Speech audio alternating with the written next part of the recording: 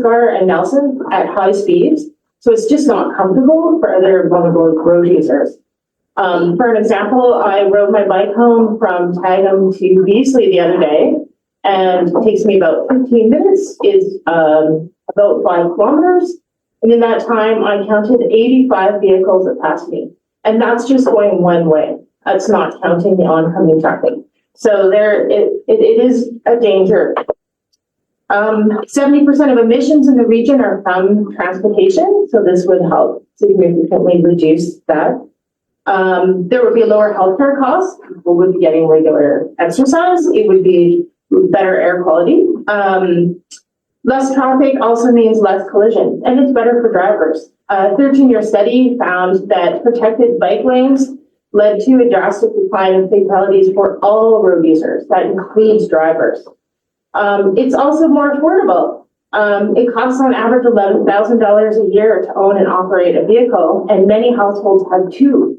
And that's just the cost on the individual. It doesn't even include the cost to society, which includes pollution, healthcare, road maintenance, all of that stuff adds up, and everyone pays for it, whether or not you drive. The average driver can pay on the low end up to $650,000 to operate their car in a lifetime. And the cost to society is about 40% of that.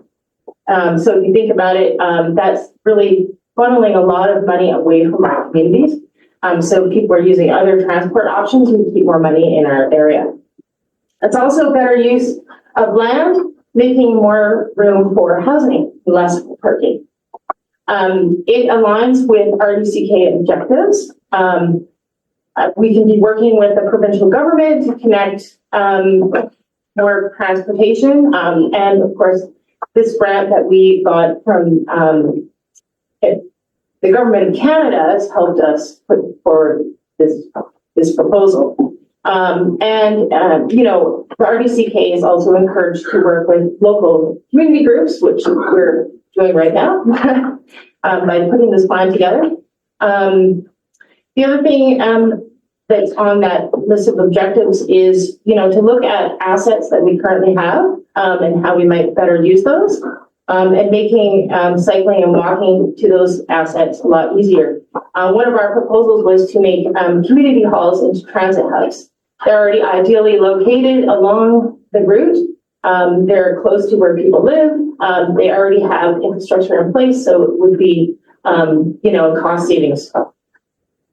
And then, of course, we can also look at what other regional districts are doing. So the RDKB adopted the Climate Action Plan in the fall of 2022, and they're currently working on a Green Link, which is a pathway as well. There's a Telfaw Smithers pathway. It's about 15 kilometers linking those two communities. There's the North Star pathway. It links Kimberley to Cranbrook, which is about 28 kilometers. The interesting thing about that pathway and also the Canmore Banff Legacy Trail is that there's no communities in between.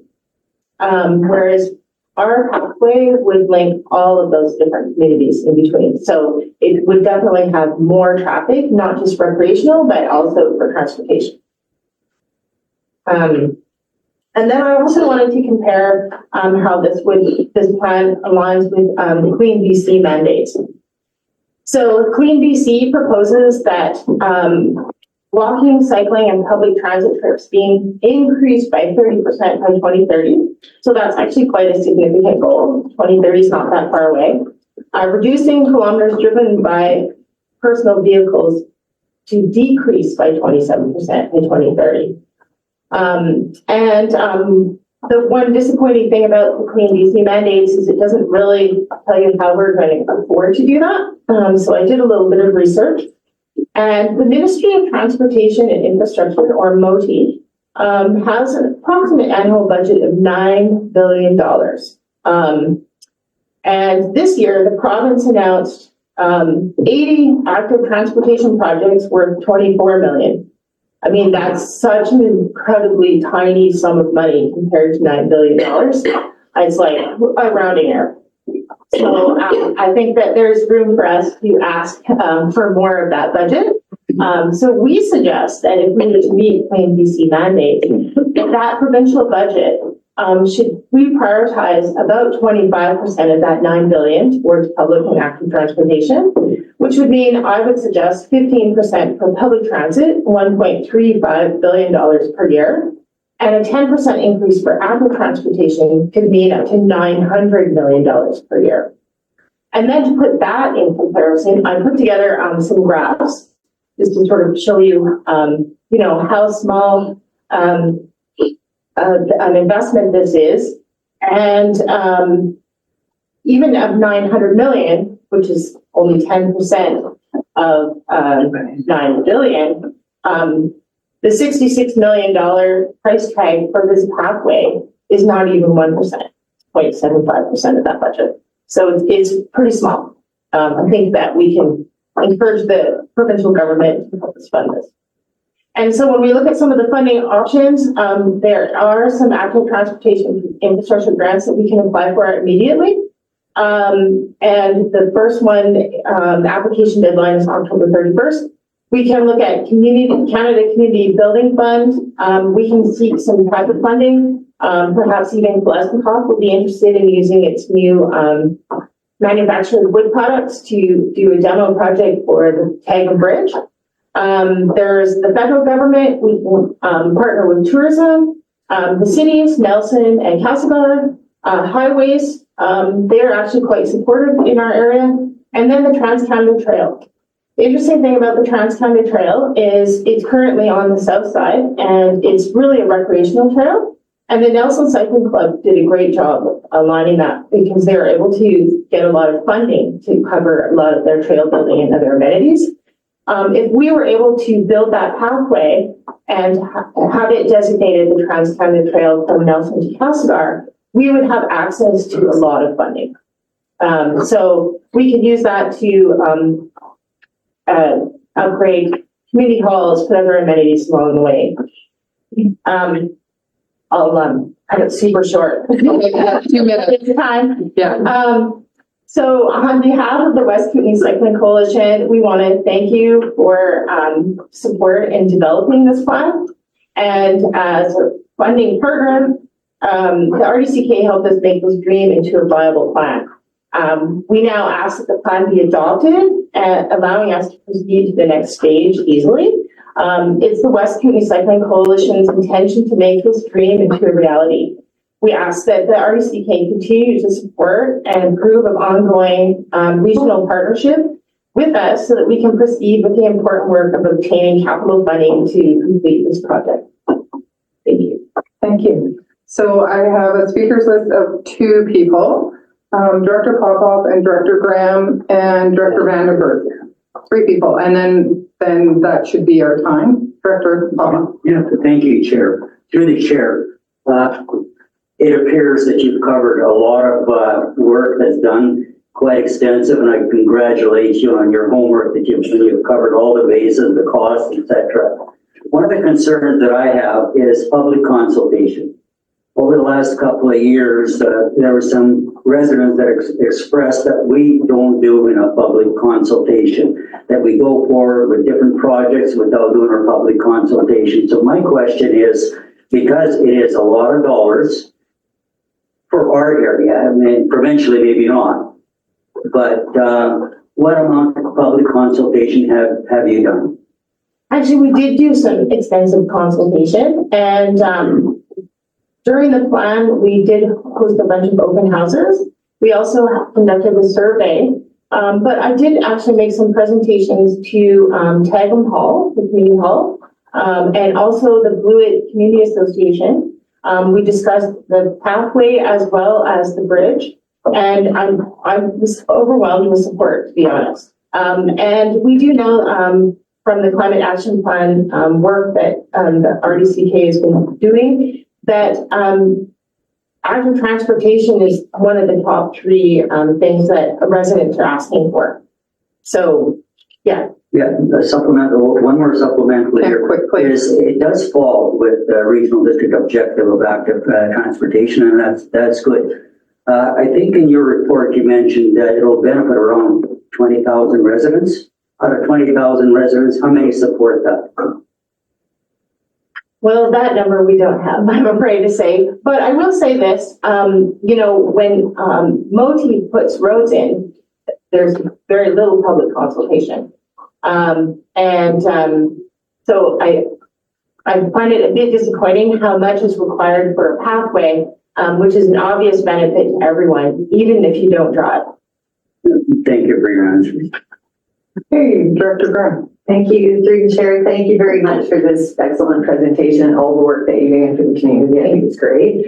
My comment or question is just, there's been some work done already on looking at the bridge between tech. So I just want to make sure that you're connecting with the Blue Earth Society. There are reports. I just don't want to see a duplication of work being done. Oh, So absolutely. Yeah, so if you haven't connected with Valerie Evans, then please do, because I dug up those reports. We found them recently, and so she has them, and you can sort of go from there instead of going from zero on that point. I absolutely agree with you, and I actually have met with Valerie, Okay, and that was the plan, that we should work together for sure. thank you. Thank you. Thank you, Director Vandenberg. Good morning, and through the chair. Good report. Just kind of going through it very quickly right now. It's quite in depth. It looks like it's well done. My questions, what do you envision for seasonal or winter utilization? The path, according to the report, looks like about 2 meter paved. So what do you see happening for winter use? Well, we would love to see it cleared. Perhaps it could be just part of MODI's responsibility. Or I don't, perhaps in the future, RDCK can take it on as a public service that's maybe part of public transit. But there is equipment that you can get to clear it in the winter. So then the plan doesn't cover that, because I didn't see it in there. I'm from Area C, so on other side of the regional district. Yeah, our plan right now is really just to get it built. And then we would have to, of course, look at some maintenance. But, you know, going back to roads, I mean, it'd be infinitely less than, than maintaining highways. And there's like less wear and tear. So, you know, the heavy weight of vehicles makes the asphalt deteriorate a lot faster. And yeah, it's just going to be more cost effective. Then we would have to purchase some equipment to clear it, but once it's cleared, it's a lot easier to maintain. Yes. Thank you. And so, yes, the maintenance component of that is an important piece of this conversation. It is, yes. That needs to be explored a little bit. But my question is now to staff. I understand that you're asking for an adoption of this plan. I'm not quite sure, is that what we're going to do today, or is this for information? This is a delegation we don't do. This Right. is a This is delegation. just for information. Mhm. Great. No Thank you. action. Thank you very much. Okay. Thank you very much for your presentation. Have a great day. You can stick around. It's going to be a fun day. Not that every meeting isn't fun. Are you going to flick around or are you going to stay there? Oh, I'll just give you a minute.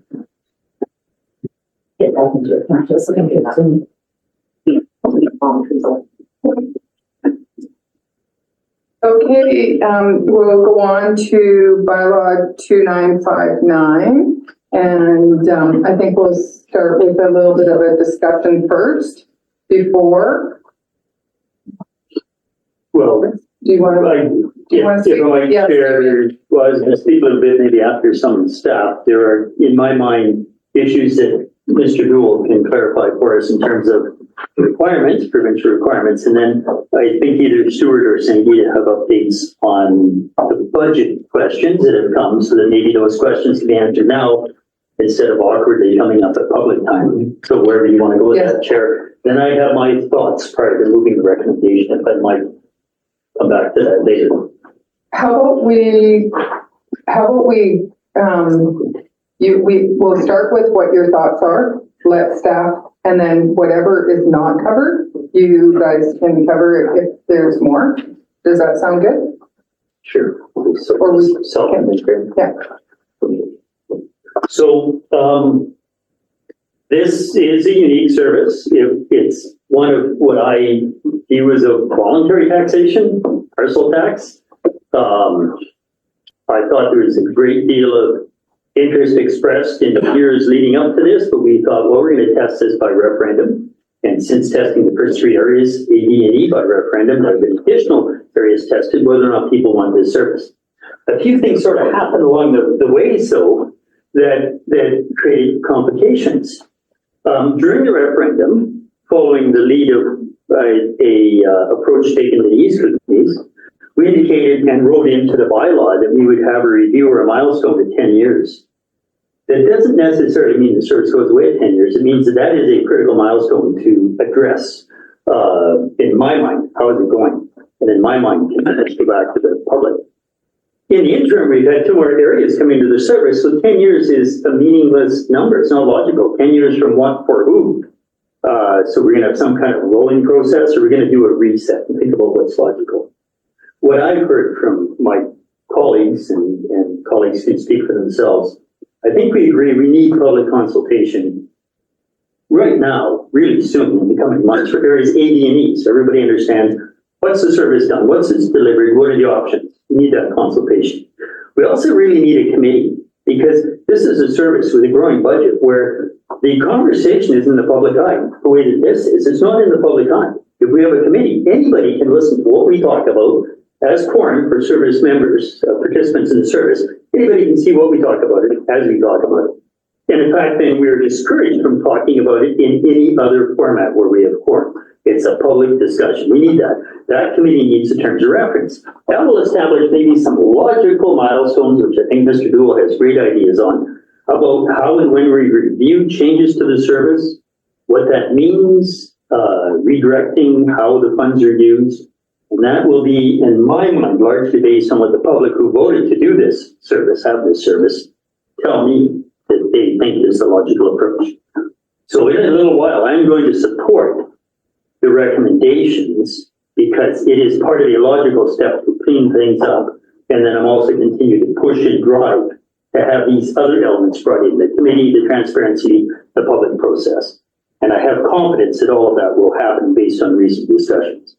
So, but I won't move the recommendation. I think my colleagues. Does staff want to respond to any of that? No? Okay, Director Graham.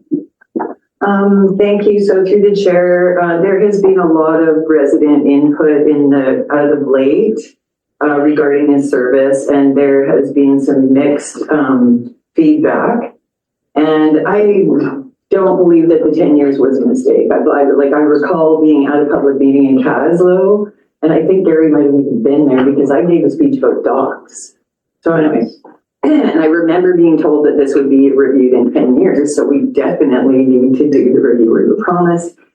It's too bad that we didn't do this, bring it forward last year. So we could have been doing the review now, and we wouldn't be now under the situation where we are, where if we do not do something, that the regional district won't be allowed to get taxation. So there's some further issues that have come up from the public, including that general admin fees are not allowed.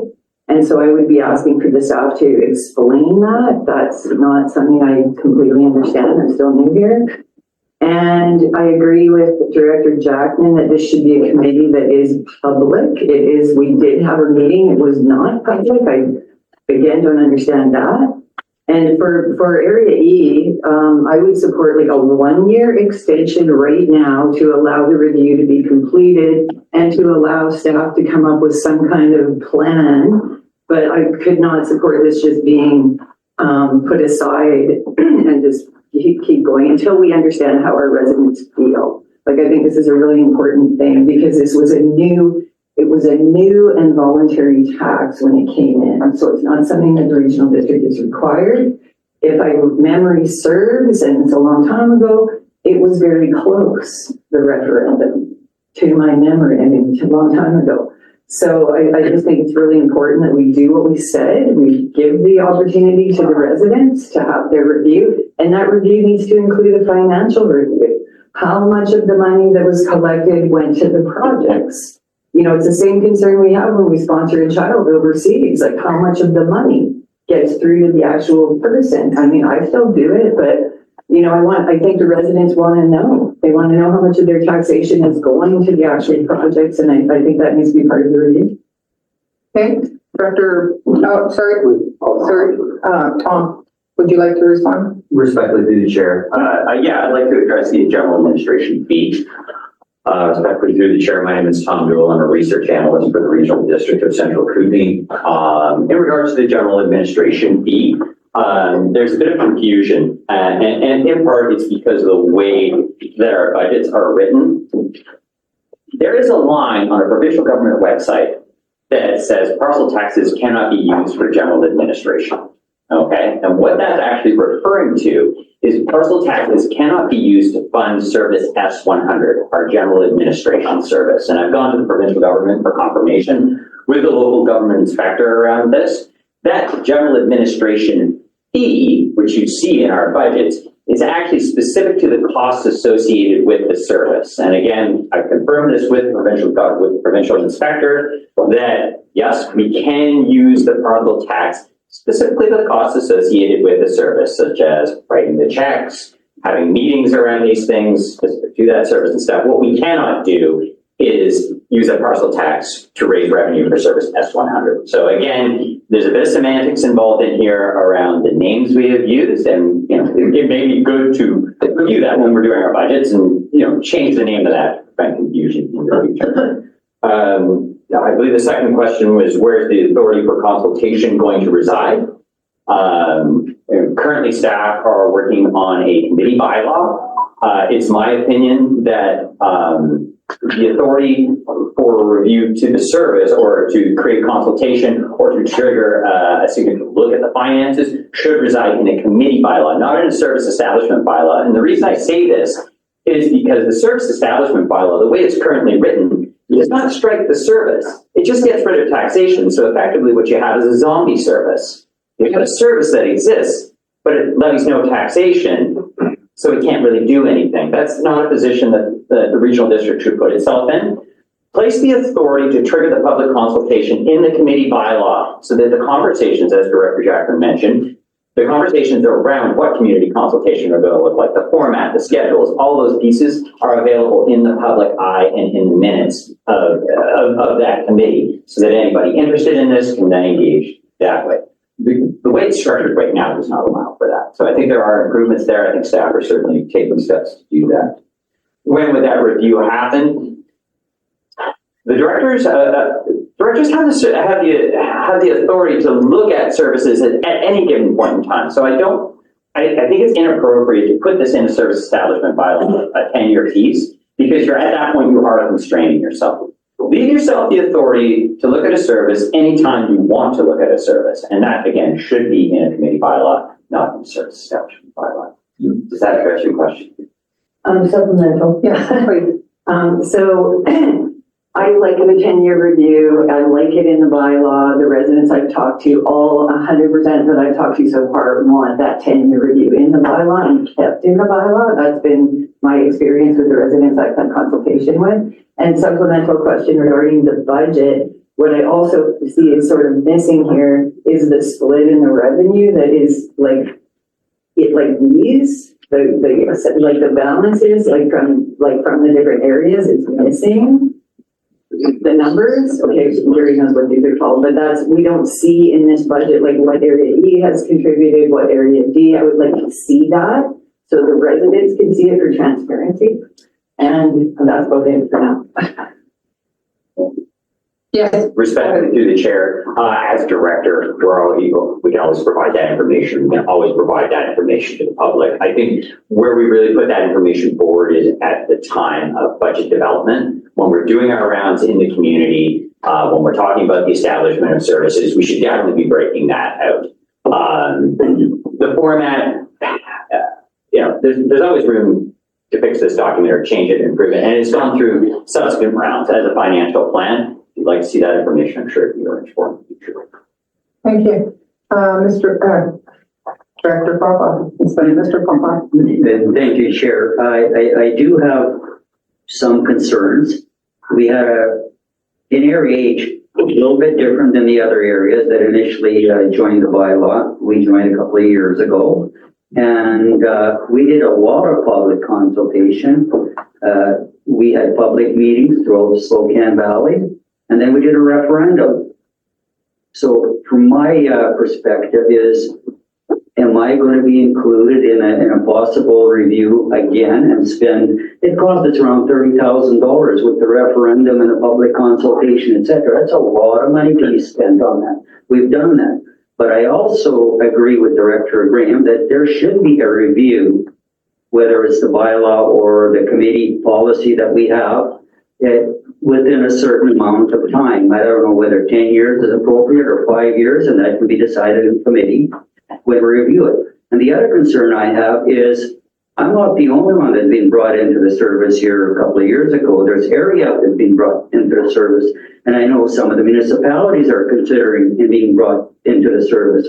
So do we review each area when they get brought into the service, or do we have one harmonized here? There's a lot of questions that are not answered. So I would support this motion, but to be reviewed in the year. And, just what Director Graham mentioned is, let's extend it because our time expires here in October. We either extend it or not, or called by the board. So I would agree with an extension for 1 year until we had a time to meet with the committee and make some decisions on how we're going to answer the questions that I've posed and the questions that Director Graham posed. Thank you. Director, do you have anything? Nothing? Director Page, yes? Respectfully through the chair, just one quick clarification around this.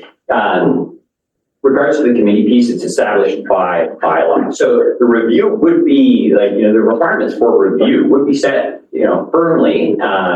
It's not a policy matter. So it's sort of like one level up in regards to the requirement to actually do that. So it's just, we're not reducing the requirement. We're just moving where the requirement would be. That's what's currently being. The supplemental, I forgot for the answer that was provided.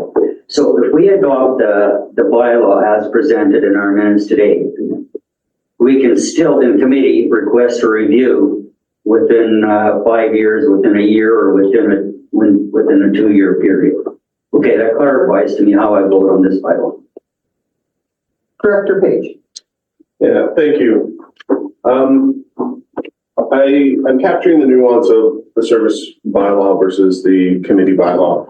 My first question, we've had a conversation around governance and having, is this something we can work into, say, community services in the individual subregions? I'm a little concerned about one more committee. I'm in support of finding a place for this service to have discussions where they're exposed to the public and there's public time and input and we can do these reviews, but I am a little concerned about yet one more committee and the administrative and bureaucratic work that goes into forming that. So that's my first question. Who would like to take that one? I can try to speak to it through the chair. So the purpose of the committee bylaw is to establish that committee for the local conservation fund to have those discussions. And yes, it would be open to the public. And what I'm hearing from you is instead of having another committee, you would prefer this discussion. Yeah, can it live in somewhere other another committee? It's something that we can discuss.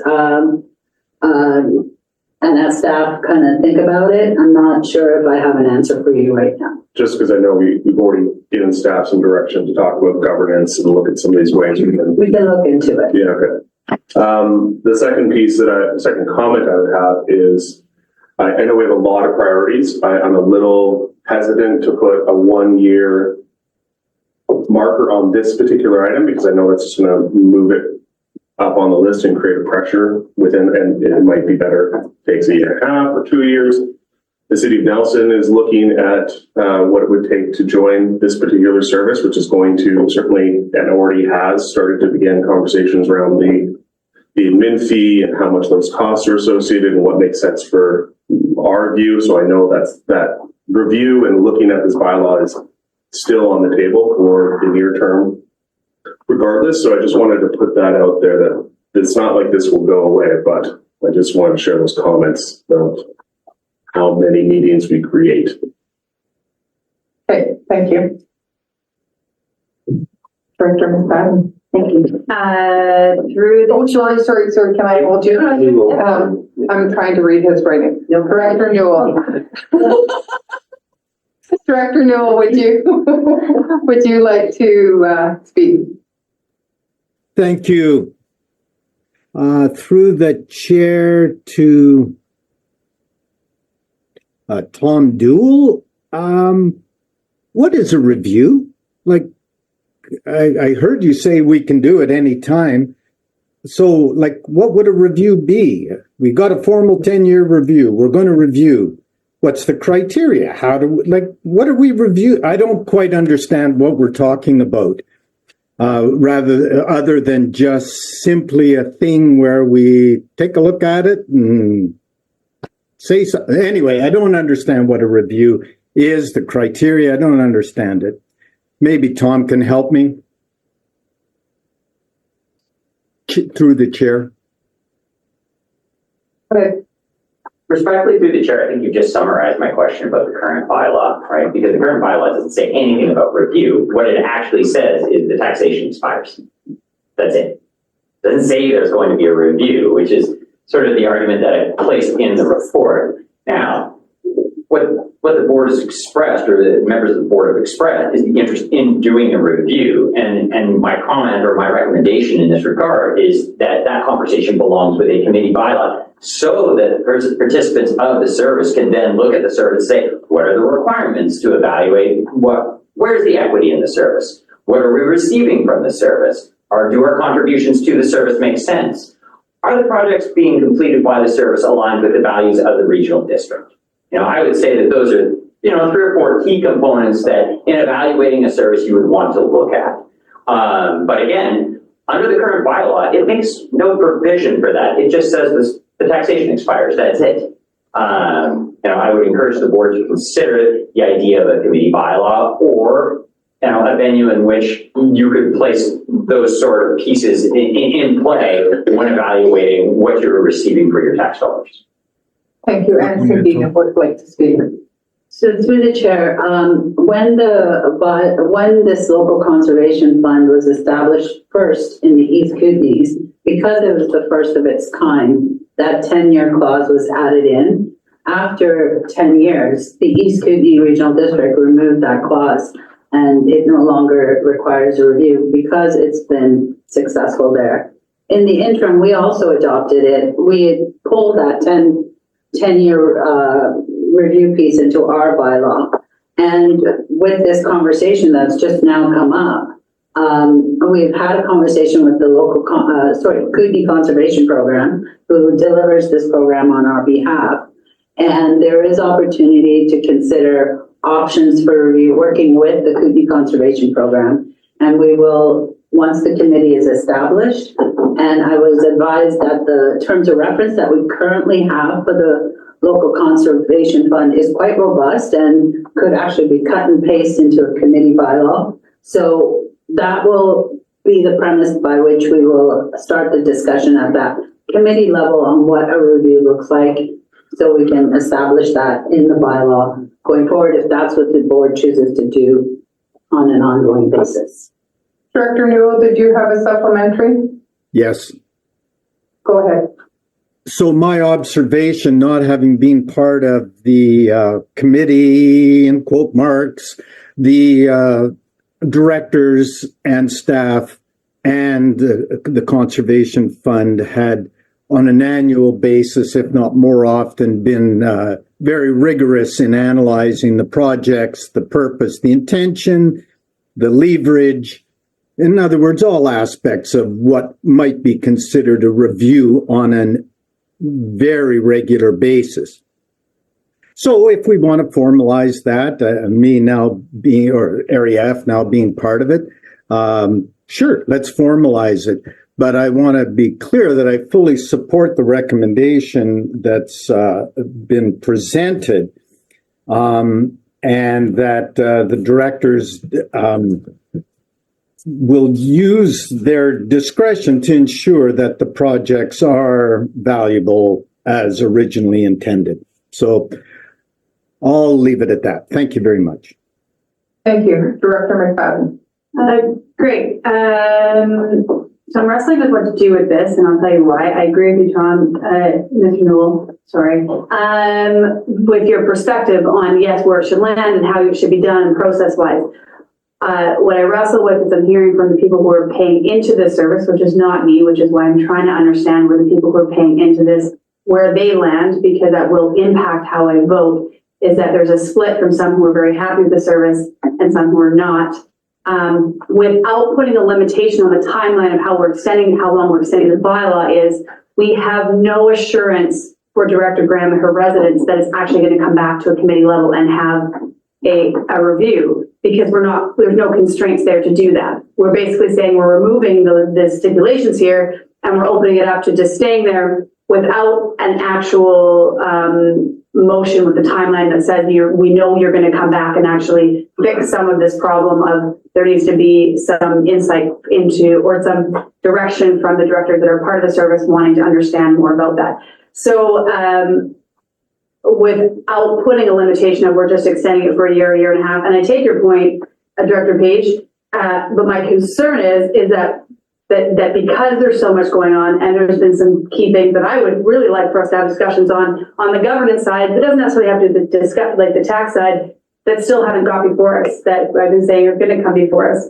And so how do we make sure that it doesn't go 5 years from now and we haven't actually got back because staff has too much on their plate without putting a timeline on this motion? How do we make sure that it does move up? Because it probably does need to move up when you're talking about an actual parcel tax and taxation on people's properties. We need to know if it's hitting the mark or not. And so, yeah, I'm just throwing my thoughts out because maybe someone has some clarity. Because as of right now, I don't know how I vote yes without knowing all the participants are comfortable and that there is a timeline on making sure that that's coming back to them, that they're feeling comfortable with what their residents are being taxed. Just thoughts. Maybe someone has answers for me. But First of all, I have Angela that would like to speak. Through the chair, the board has directed staff to prepare a local conservation fund committee. So that bylaw is coming forward at some point. So we already have direction to put forward a committee bylaw. And so as Thomas said, if we're putting language in the bylaw in regards to the review, that would be part of that process. a timeline. Do you have a timeline on that? Because again, there's a lot of things I've noticed we put forward, supplemental for the chair. And this isn't a slight on staff at all, because I recognize how much we put on your plate. So it's how do we make sure that there is a timeline on when that is coming forward and it doesn't end up taking 4 or 5 years to get that bylaw done because there's other things. So that's just my concern, hearing Director Graham's concerns. That's my concern, is how do I make sure that is going to have a timeline. Now, if you're saying, yes, we have a timeline for that, we know what's going to come before you, then I would feel more at ease about this, if that makes sense. Okay, so we have Stuart that would like to speak also, and then Sangina, and then we will move on. Thanks. Through the chair, I think it's important to note, just to address Director McFadden's concerns, is that the committee bylaw can include pretty much anything that the directors wish to include. It can include something that says you have to do a review every 5 years. It could include something that says you have to do a review every 10 years. But based on what I'm hearing around the table, it sounds like if we're going to establish a committee, which to Director Page's question would be very difficult, I think, to try to lump this in to any other business other than maybe rural affairs, which might really bog down one of those meetings a couple of times a year just because of the business associated with this service. But that being said, one of the ways around this could be every 3 years or every 4 years, the committee's mandated to have an item on their agenda that considers the review of the service.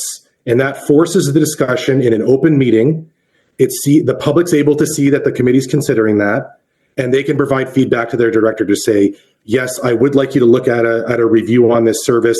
I would like you to go to the public to see if they still see value in it and allow those questions to be asked. It doesn't mandate the review take place, but it mandates the committee actually consider it and debate it.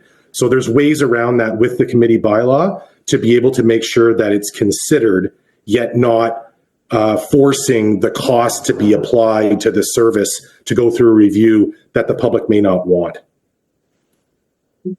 Thank you. And Anita? Yeah, so through the chair, just to speak to that timeline issue, we are working with a contractor, the Kootenai Conservation Program, and in 2016, they did a survey of the whole regional district to determine what areas were interested in expanding and or adopting the fund. And so we have already started preliminary conversations with them. I think with them attending our committee meeting, we can come up with a timeline and try to address this issue as soon as we can with their support. Okay, so we have quite a speakers list. I'm just going to say who it is. For the first time, DeBoon, McCarran Cole, Vandenberg, Lund, and then we're going to start on the second speakers list, and Maine on the first. So, Director DeBoon. So I think I know, but it's not written anywhere. Conservation is a broad term. What exactly are we paying for? Because it's not written anywhere. Thank you. So through the chair, areas A, D, E, F, and H now belong to this service, and there's interest by other electoral areas as well as municipalities. And it's a $15 parcel tax that you pay once a year for local conservation projects. The Kootenai Conservation Program has extensive information on their website. The service has a technical review committee of local scientists that help to evaluate the applications and then make a recommendation to the board, which then the board decides whether or not. So that $15 is basically applied to the local conservation efforts in those electoral areas. And I know all that, but I have no examples of what is delivered by the local conservation programs. So through the chair, they support delivery of this program. So staff manage the budget, they manage the technical review committee, they manage the intake of applications, review of applications, submitting reports to us on whether or not that proposal is viable and whether or not the outcome of that proposal meets the terms of reference that was established for that project to. It's still not an answer. So, What is delivered by the program? And give me an example of what, when you pay something, what do you get back? I have no examples of that here. Respectfully through the chair. A number of the projects involve wetland conservation, particularly recovery of wetlands. There's been some out by Sunshine Bay. There's been some in the Slocan Valley. Stream Keepers has also accessed money in the past, I believe, for some river restoration work. I think possibly they're talking about Slocan River, definitely Salmo. Go ahead. Yeah, through the chair. Sorry, I didn't understand your question. There's been lots of work done, as Tom mentioned some of it. The projects are usually related, like we had a frog habitat restoration project. There's a program up in,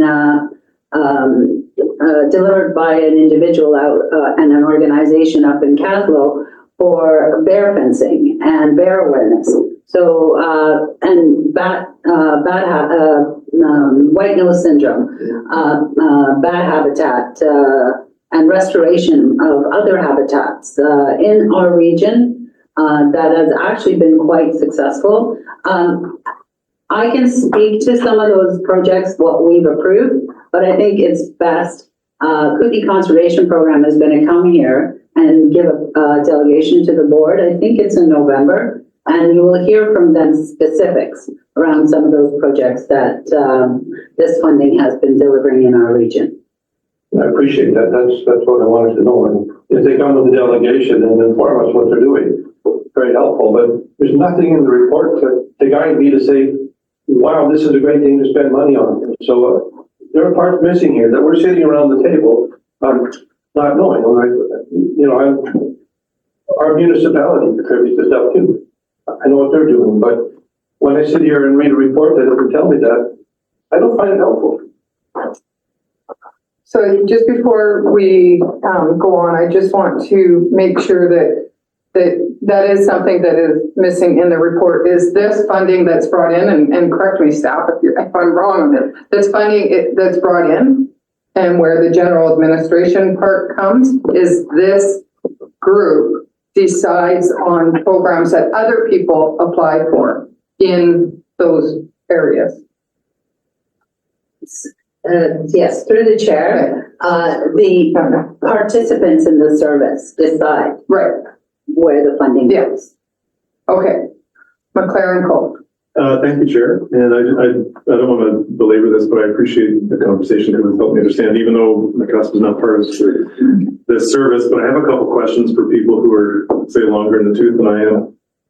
In 2014, how was this presented to, because this was agreed to by a referendum in each of these areas, and how was it presented? Was it in 10 years this will end, or in 10 years this will be reviewed for extension or so on?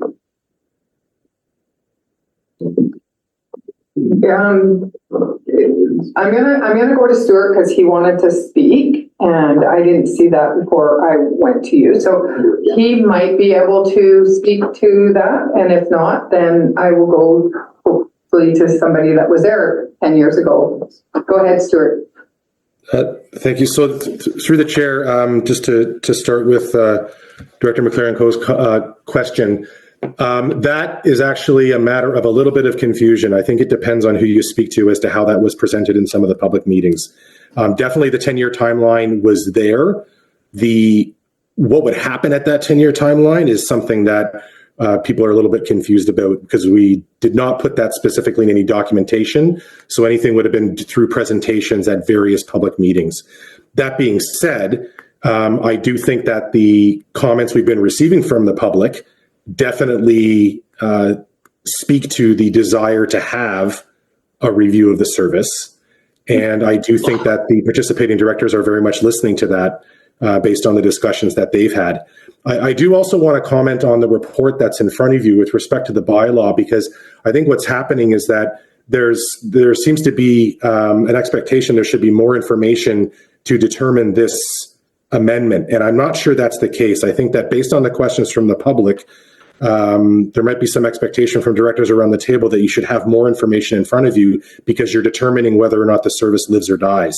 And that's not the question that's in front of you right now. It's really about removing that 10-year clause to allow flexibility, partly because we've got staggered joining with Area F and Area H joining recently, but also to provide that committee with more control over when those reviews occur.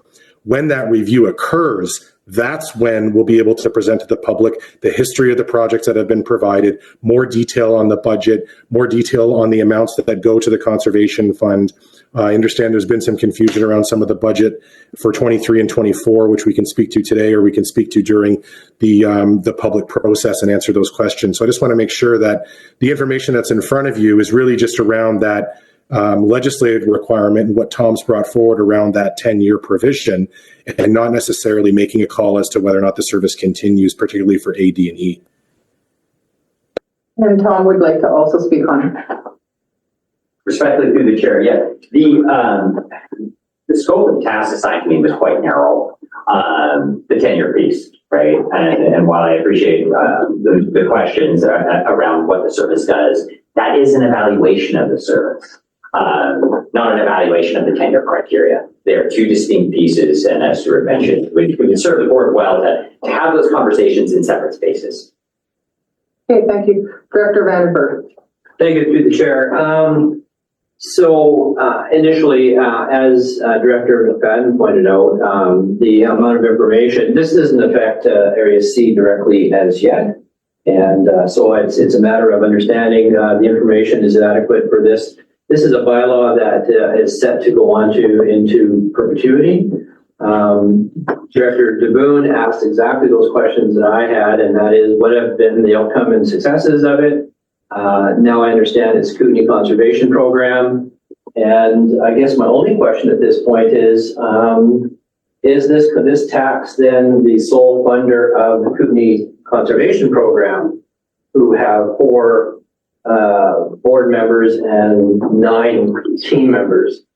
Would be my question. And to the point about having them come and present to us, I would really welcome what type of work they've been doing and the results of this tax and its return on value. Okay, and Sangeeta would like to. Yeah, so through the chair, since the first local conservation fund was created in the East Kootenay, I believe the Kootenay Conservation Program, working with other regional districts and municipalities, has expanded that fund to other areas of the province. So it is expanding in other areas where it supports conservation efforts. And I'll let them speak when they come here on how the funding. So they only receive 9% of the taxation for their time to support the fund. So that's how the requisition works, or how we pay for their time to support that fund.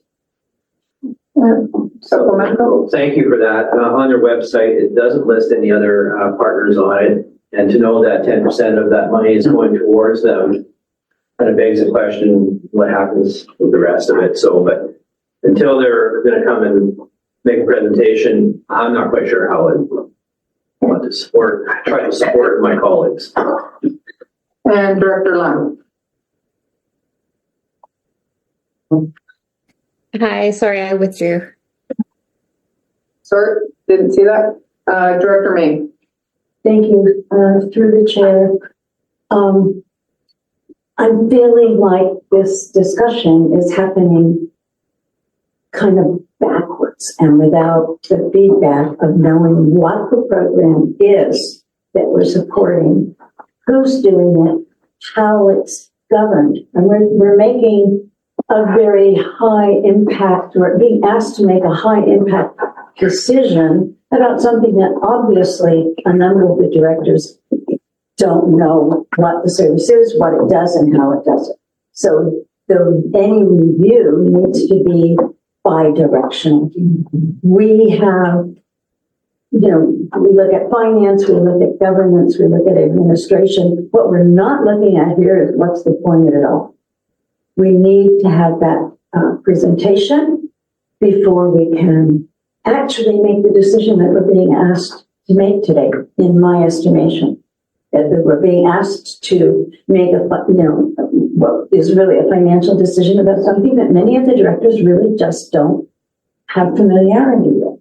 And so my inclination would be to remove that 10-year so that we can have the program continuing to function, maybe at a reduced rate, an accelerated rate, whatever. We don't want to close down what has been a very valuable part of our communities and our neighborhoods in our region because we don't understand fully. So I would support removing the 10-year clause so that it can continue and we can make some deliberations with fuller information from what the service delivers, and then we can make some efficiency decisions, we can make some governance decisions, and we can make some intention decisions after we have learned more about the service. Thank you.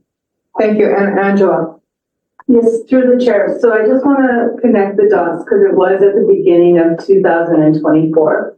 But the Kootenay Conservation Program does present to us as a delegation in January and provides us with an update of what happened in 2023.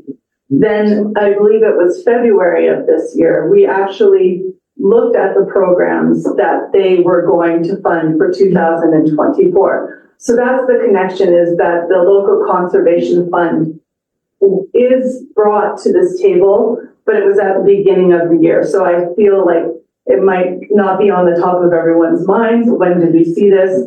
When did we approve this funding? And that all happened at the beginning of 2024. So thank you for connecting. Yeah, no problem. Thank you. Yeah, January was so far away. Okay, so we still have, I'm pretty sure that we've just about got everybody for a first time. Weatherhead, then Cunningham, and then we're going to start on the second list. Thank you. Through the chair, mine was just based on the discussion around the committee. conservation seems to fit the CSLAC committee, in my opinion. And it would give us some room to have a broader discussion on this. If that was just, I just wondered if it was a good fit. Maybe staff has a different take on that. Do you have a take on that? No, through the chair, that's a good suggestion. Okay, thank you. Director Cunningham. Thank you. As somebody who doesn't participate, but is interested in participating, I looked at the whole thing thoroughly, and it is in fact, as mentioned, yes, we hear about what they do every year, and we also get a chance to decide how much money they're going to get every year, and we looked at their budgets and the projects, and I'm not a member, and I know way more. The thing is, of course, we talk about putting it in another committee. Well, I can see that, but would that mean that people who don't have an interest in this thing and are not contributing are going to have a chance to talk about it and perhaps change decision? Usually, like most of our services, we talk about the services and we control the services that are ours. And other than, I realize, of course, under the rules, we all talk about the finances and everybody gets to vote on the budget. But in fact, you know, the budget should be controlled by the people who participate, in my opinion. Thank you. Okay. So we're going to go back to a second round, and I'm just going to, because it's kind of all over. I have Graham, Jackman, Newell, Page, Papa, and Vanderberg. Thank you. So through the chair, so in my discussions with area residents, this tenure was not. Their view is that it was not a mistake. It was not a pull-in from the East Kootenay. It was the trigger, and this is what we were told in the public meetings, that we would get a 10-year review. So to my mind, this is the trigger that should be making the review for A, E, and D. With regards to the new areas that have come on, that wasn't decided in 2014 because we didn't know that there was going to be other participations, and that's something that have to be dealt with. But right now, Area E residents are opposed to removing the 10-year, whatever it is in the bylaw. They're opposed to that. They want to keep it. They want a review. They want it now. And they are willing, in my conversations, to pay one more year so that we give the staff time. They're $15. Everybody's been paying. We've been paying it for 10 years. If we were going to do all of this bylaw and stuff, like, we've had 10 years to do it and we didn't, which is not that staff didn't have time or we didn't know that, like, I certainly didn't know this was going to come up again. I remembered it was a review, and in our discussions with the directors, the review would be a mail out to all of the residents who are paying into this, and also an internet survey. And then we could ascertain, show them, here's all the projects, here's the money that's been spent. What do you think? Like, we need to know, because this was a brand new tax in 2014. And so all I have now is what I've been talking to with my residents, and they are standing firm that they have been paying for 10 years. And we're not discounting the work that's been done. There's been lots of good work that's been done, but they want their opportunity that was promised to them in the public meetings, which I recall. I recall being there, and I recall being in a booth right next to the fellow, I can't remember his name, in Castle, and we were talking about it. And he was telling me, you know, it's for 10 years, we're going to review it in 10 years, and we'll see what's been done. So I just feel that we need to do what we say when we say to the residents. And this 10-year review in the bylaw was for that purpose. And that is our recollection, and that's where I stand for Area E on this matter. Okay, we still don't have, because I wasn't going to allow anybody on first reading, but we still don't have a motion. So I'm going to give every second speaker the chance if they want to put a motion forward. About 2.5 minutes, you're going to hear the recommendation. Director Graham is completely correct. And I don't care what East Kootenay did, because I know what we did. I was there every step of the way. I was there before the steps because I talked to the directors in East Kootenay, who I knew very well, who were in support of this and sort of as it's formulated. East Kootenay did something. We promised something. Stuart is 100% correct, because I went back. I still have the brochures And the posters, none of the written stuff I have that was put out said 10 years. That wasn't it. I went back through my files. It's not there. But it was clearly discussed. The expectation that this is a voluntary tax and you're going to have a chance to revisit it as public. That didn't say it would be canceled. And that's a big gray area. But we're in a bit of a box right now. I'm going to jump to that in a second. Didn't say it'd be canceled. But it also, what I'm hearing now, is if a cluster of Area A residents say something needs to stop, that is disingenuous to A, D, F, and H. We're in a box where people just voted to keep something going or to start something, so we're not going to stop it. And the expert advice that I do appreciate, because I know how carefully some of our staff review these things, we have the wrong words in the wrong place. So let's take the words that are incorrect out of there. I hear Director McFadden very clearly, and I expect in October, staff doesn't have a clear report on this by agenda prep. I'm going to have a motion to revisit that direction of staff and put a date on that committee establishment. We make our best decisions with clear focus committees, and then we don't have an hour of talking about it at board. Because the people, as Director Cunningham said, who have invested and their constituents have invested or committed to a service, have their say. They have a focus meeting where they come online, they can tell us what they like or don't like, or they can tell us in the parking lot as they always do. So that is the strength of a dedicated committee. Pretty quick, this is going to be $250,000 a year. This is no small taxation, and there's indication of growing it. So I'm 100% for dedicated committee at this point. This has gone way too long, it's scattered. And I'm 100% for correcting what technical constraints we put on ourselves.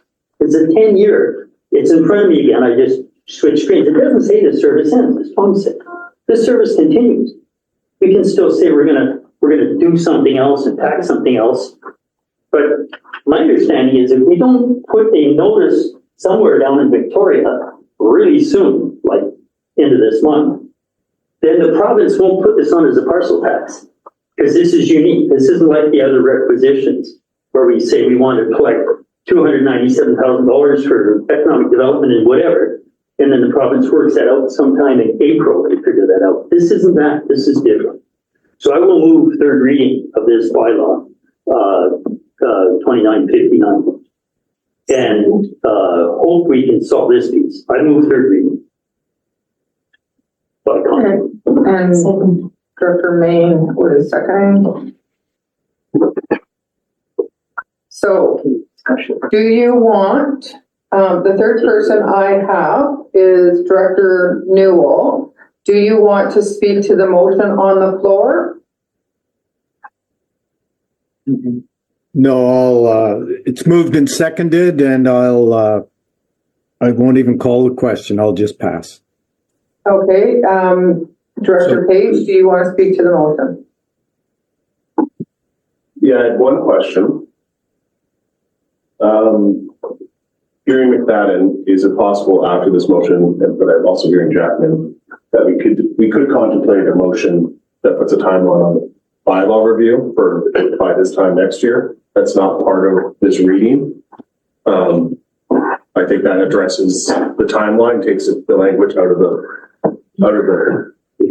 bylaw.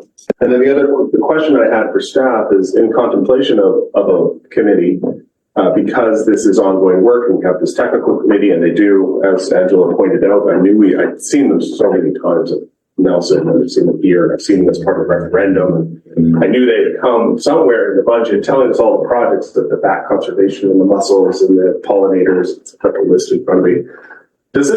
Do our committees have to meet yearly? Is it possible to contemplate that we get all of those meetings and presentations like we do now, but then every 2 to 3 years, a committee comes together to look at what the service is doing as a whole, as opposed to it being an ongoing yearly thing that we just add to our annual calendar? Because it isn't an operational thing we run.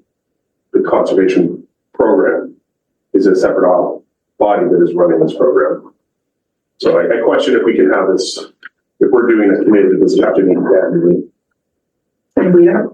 So through the chair, the technical review committee provides the recommendations But in order to put this into the budget, we would need to get approval from the participants in the service. So that's why we meet with them yearly. Yeah. And it's only one meeting a year that we sit down and go over the proposals with the Kootenai Conservation Program.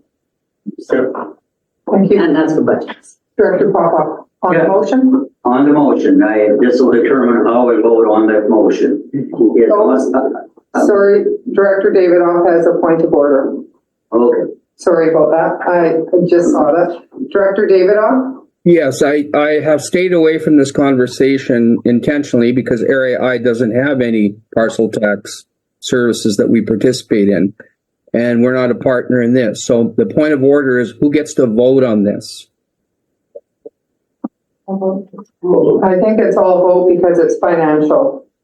Well, It's by bylaw. Or it's bylaw, sorry, it's bylaw. So it's all vote. Okay? So Director Papa. Thank you, Chair.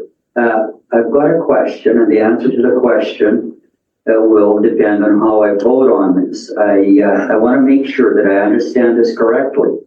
Is if we approve this bylaw, it continues on. Or if we do the third reading, it continues on. We met the timeline that's there, that's regulated by the province.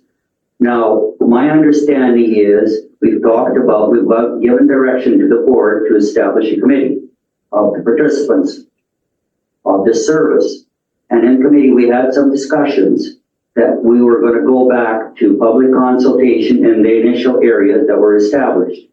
And there was no need to go back in area H and possibly area F because we've done our public consultation. And in area H, for everybody's information, it was approved by 67% of the people that voted. So it was a substantial approval of continuing with this bylaw.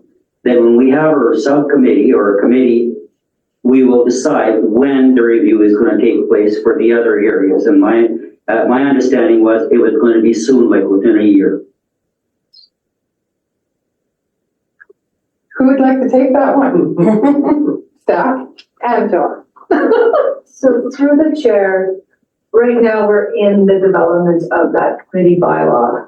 And staff will prepare the language. And then from there, we're going to provide it to the directors of that service to provide us with some feedback prior to bringing it to the board. So there's going to be the opportunity to have a discussion of what that looks like, when to have the review. Does everyone have to review at the same time? You know, those discussions will be had and we can include that language into the bylaw. But right now, that's still very preliminary. There's, you know, the meeting I think just happened September 3rd in regards to the area directors.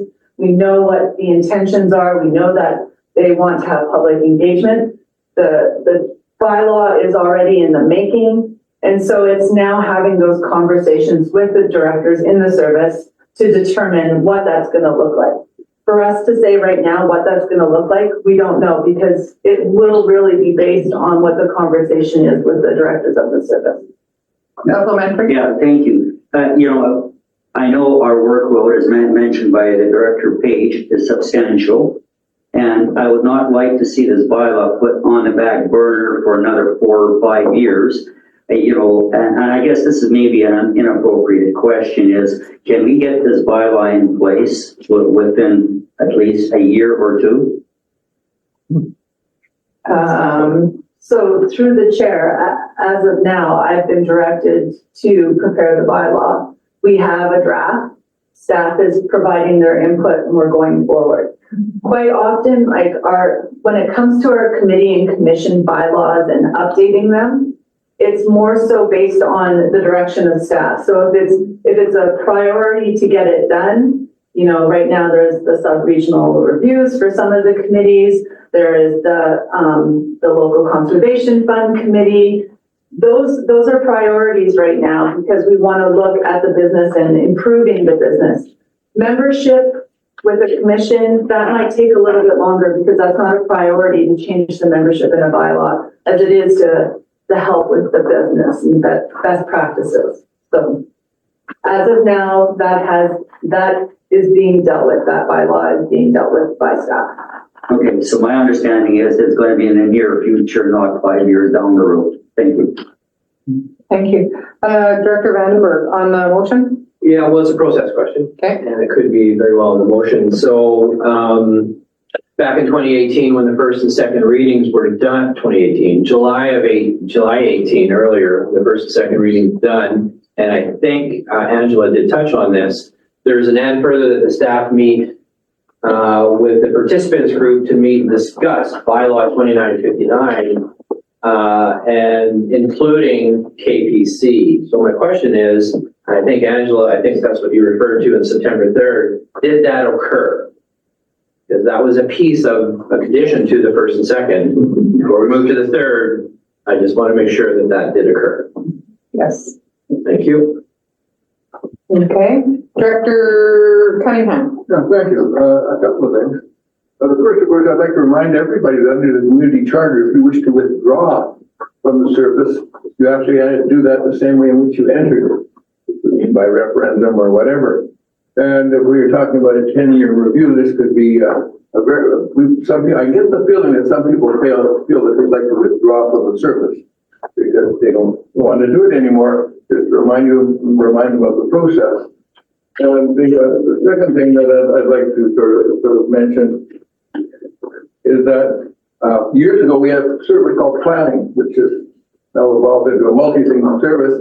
And every year, the way the bylaw was written, the municipalities would have the opportunity to opt in or out for planning for the next year. So that through the whole planning process in a mess. And sometimes municipalities will only be in if their areas, good stuff for their areas were in the plans. In other words, if you're going to do my community plan this next year, yeah, I'll stay in it. If you're going to help me with this and this, yes, I'll stay in it. Otherwise, no, I don't want to opt in this year. What a horrible mess that was. So we have to be careful that when we think about a service like this, where there are many areas that are joining in or may join in, that we have to make sure that there's some kind of steadiness and fluidity, the way in which we work together. We have to think about that now. And I like the idea of the committee thing, and I certainly will support the bylaw. Director Graham.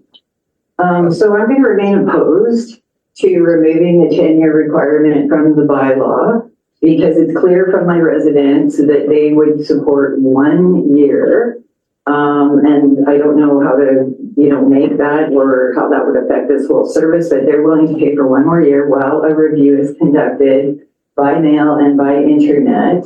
And all I can do is represent the people that I've spoken to and wanted a review, they expected a review to happen, and I'm not comfortable that just by removing this 10-year requirement from this bylaw that is going to happen to their satisfaction, so I cannot support this. Okay, nobody else wants to speak? Yeah, There's Chair. a couple. Oh, Yep. sorry. Director Davidoff, go ahead. Yeah, thank you. I raised the point of order and now I guess I'm part of this vote, so I have to decide how to vote. I can't abstain and I can't do anything else. So the bottom line is that when I see an electoral area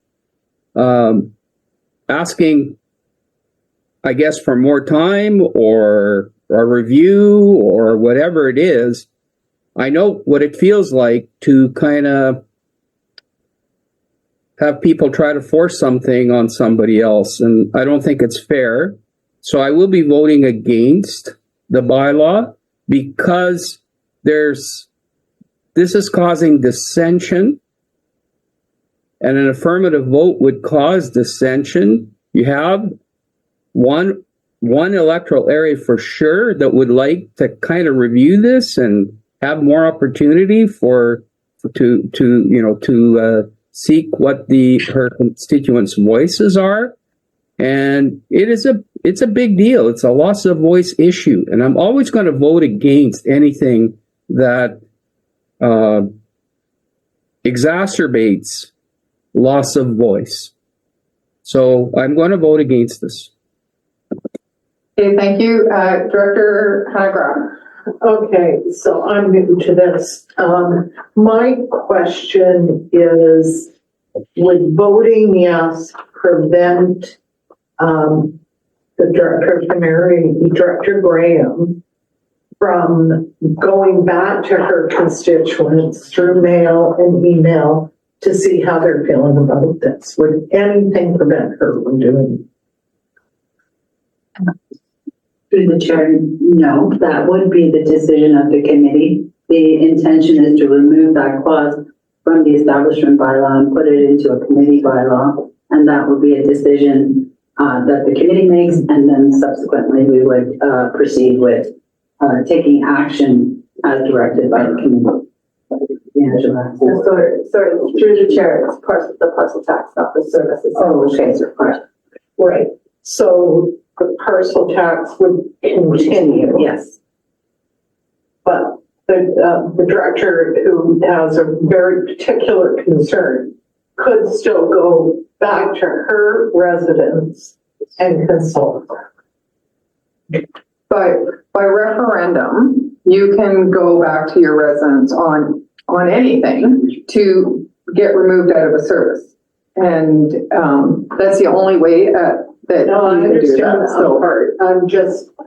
I just want to make sure that there's nothing in this that would prevent her from doing what she wants to do.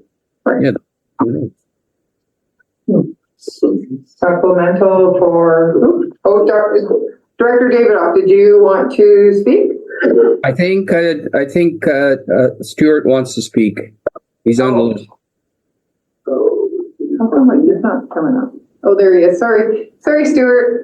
You didn't pop up on us. No worries.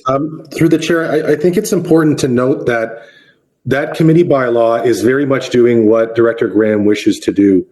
And I definitely don't want to speak for the directors, as particularly one who's not here. But from what I understand, the intention is very much that the three originating areas will be talking to the public over the next, I would say over the next year or so, to see where the public sits on this service. And if individual directors get the feeling that the majority of their constituents are not supportive of the service anymore, it would be well within their right to bring a motion to the board to say they're going to referendum and want to be removed from the service. That is not something that can't happen over the next year. And whether there's a 1 year, 2 year, or 10-year clause or no clause in the bylaw, that's a completely separate issue than the public engagement we're planning on doing here. So to Director Davidoff's point and to Director Hanegraaff's point, it does not prevent Director Graham from doing what she wishes to do. And I do think that the other directors who are part of the origination of the service are intending to do either the same thing or something similar. But again, at the risk of not speaking for them, that's where the feeling is right now. Okay. Are we all clear as mud? Okay, so I'm going to call the vote. All in favor? For third reading? And do we have, I just want to make sure that, because I will ask for, and do you see Lund, do you see Newell? No, okay. And any opposed? Yeah, opposed, recorded, opposed, please. Recorded? Yes, please.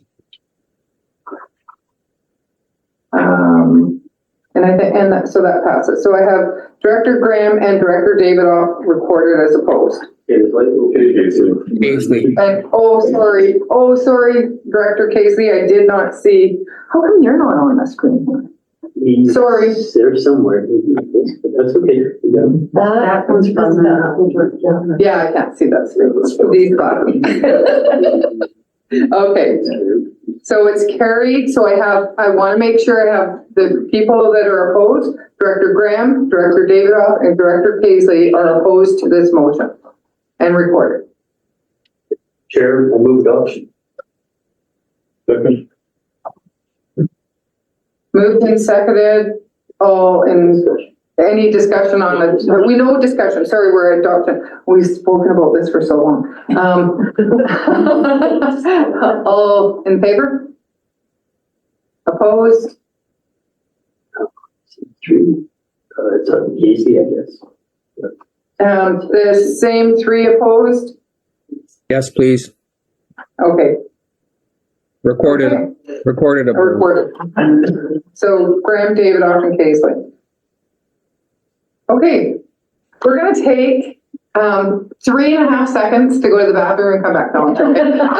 We're gonna take a 10-minute break. It's 10:29 because I didn't want to go in between that. So. But sure, there's only an hour and 6 minutes.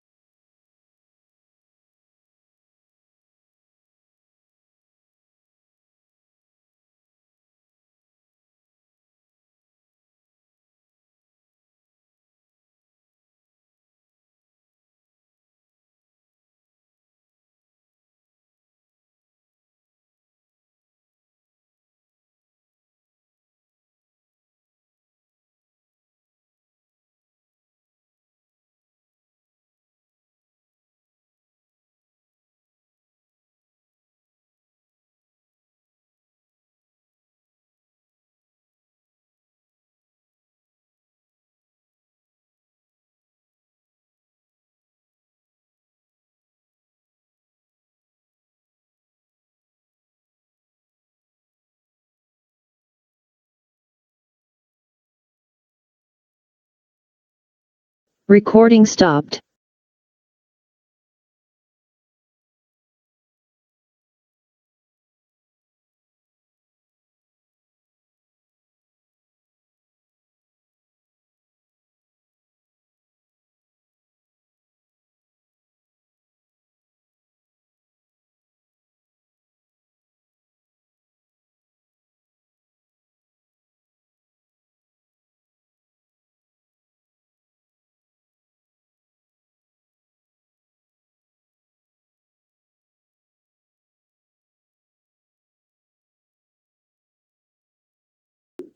It's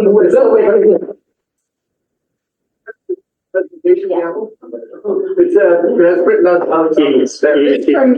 Yeah, it's the. 47-year-old apple tree. Yeah, it's like, 1990. I don't use the gavel ever. Like the third degree. They don't even bring ours out there. Whatever it is. Okay, so we'll get back into here. We are only on 4.1 and it is 10:41. So, I don't think that there's a lot going forward until we get to public time at 11:45.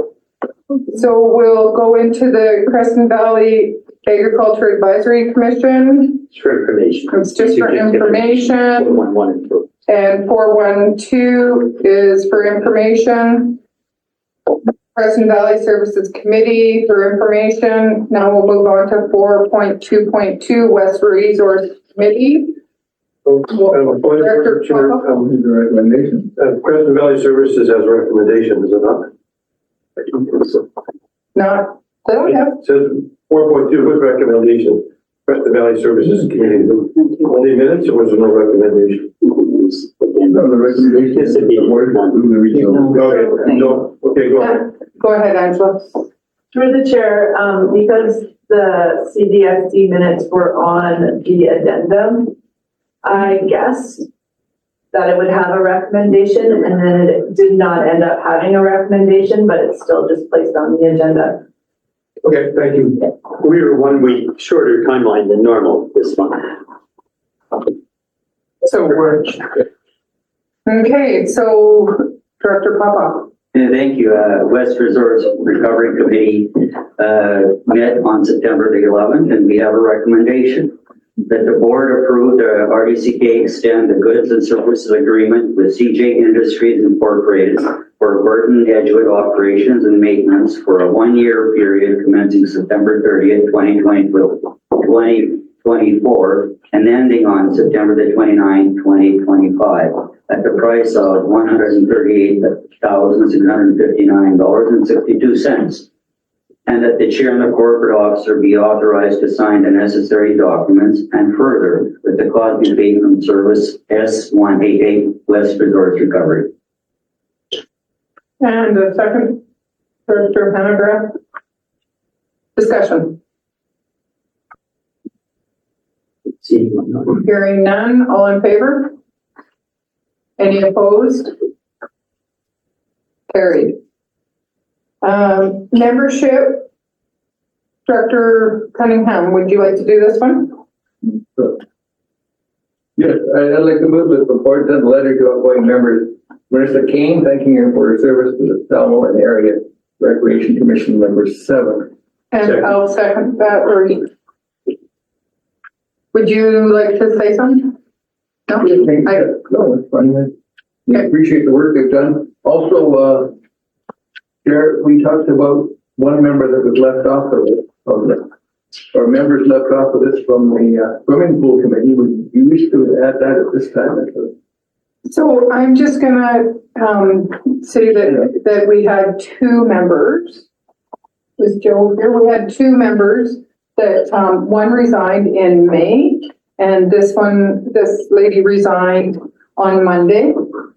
It's not anything that is crazy. They just have crazy lives themselves. And his name was it in before? Through the chair, because Jade was added at the commission meeting on Monday. Those commission minutes haven't been submitted yet, but I think you could amend that resolution to add Jade Lewis to it. So we're gonna, if it's good with you, Director Cunningham, admin and add J. Lewis, Leus. Lois, but yes.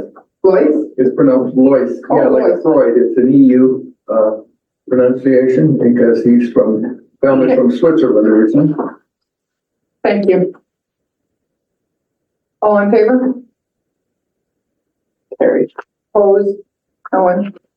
Okay, portion of area E. That the board send a letter outgoing member Ashley Leenstra, alternate, thanking her for her service to the portion of area E for recreation number 10. And the second? Director McFadden, any comments? She moved. All in favor? Any opposed? Carried. Rindell? It's me. That's you. It's timely, this advisory meets tomorrow afternoon, so I'll vote I move the board appoint the following individual to the Riandale Water and Drainage Service Community Advisory Committee for a term to end December 31st, 2026, Andrew Cobb. And Director Graham seconds. Any discussion? All in favor? Any opposed? Carried. You're watching. Get that right. Okay, directors' reports. Move to. Yeah, can we move that to the end? That would be after item 10, rural affairs. Yeah. Reorder the agenda. Reorder the agenda, second.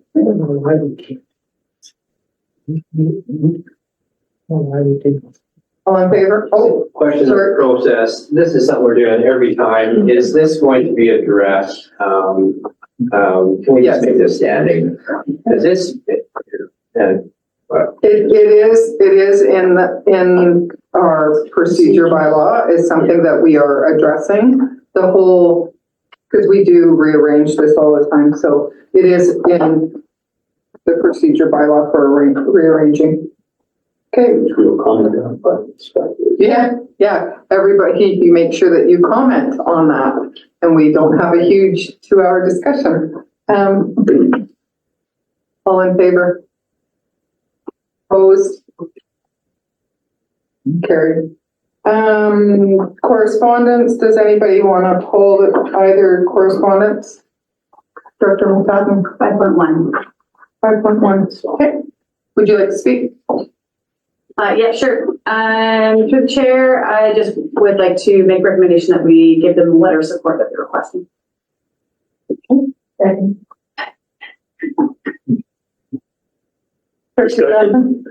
Yeah. You want to discuss? Oh, second. Okay, go ahead. I I'm encouraged when I see an organization come forward, express their needs and their wants and how they want us to support them. But I think I want to see industry do a little more than just maybe what they say is their view of the world and what they should be doing.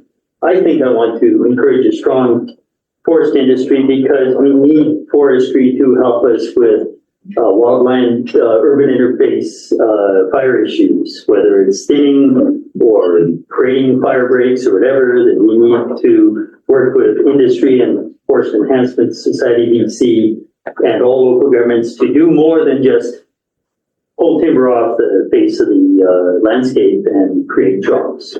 Because, the letter and the intent seems to be a little bit more around jobs. I want us, if we're going to send letters of support, to say, we have these other values and objectives that we want to see rolled into industry's practices. And we want to see ministry, if they set targets for minimizing waste or residue on the landscape, that we see maybe firmer measures, which started way back with Steve Thompson about salvage.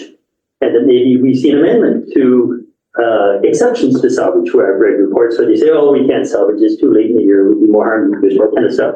There's so much more than just supporting a position of what we saw from one presentation and we see in one letter. So I hope that when the chair and staff craft this letter of support, that we say part of why we support strong forest industry is because we also as society need their participation in fuel mitigation, in energy, collection of residual for energy production, in whatever. We need to say more than what's on that page. Anybody else want to speak on that? So, through the chair, I just want to read out the recommendation that I had, that the board send a letter of support to the Ministry of Forests regarding the Forestry Works for BC campaign. That's what I have as a resolution right now. And sorry, Director McFadden, did you move that? Yeah. And second. So, yeah, we may have to look at an amendment. Okay. Go ahead. Yeah, I wouldn't make that amendment. I just don't, without them consulting on what we are putting in there that we're supporting them to do, I'm not willing to put something in there on their behalf.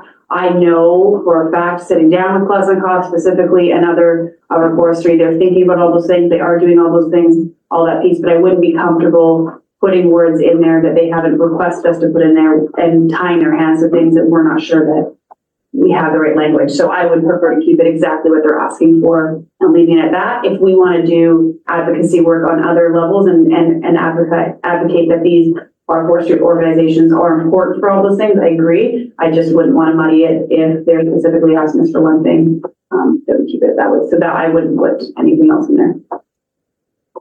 Director Papa?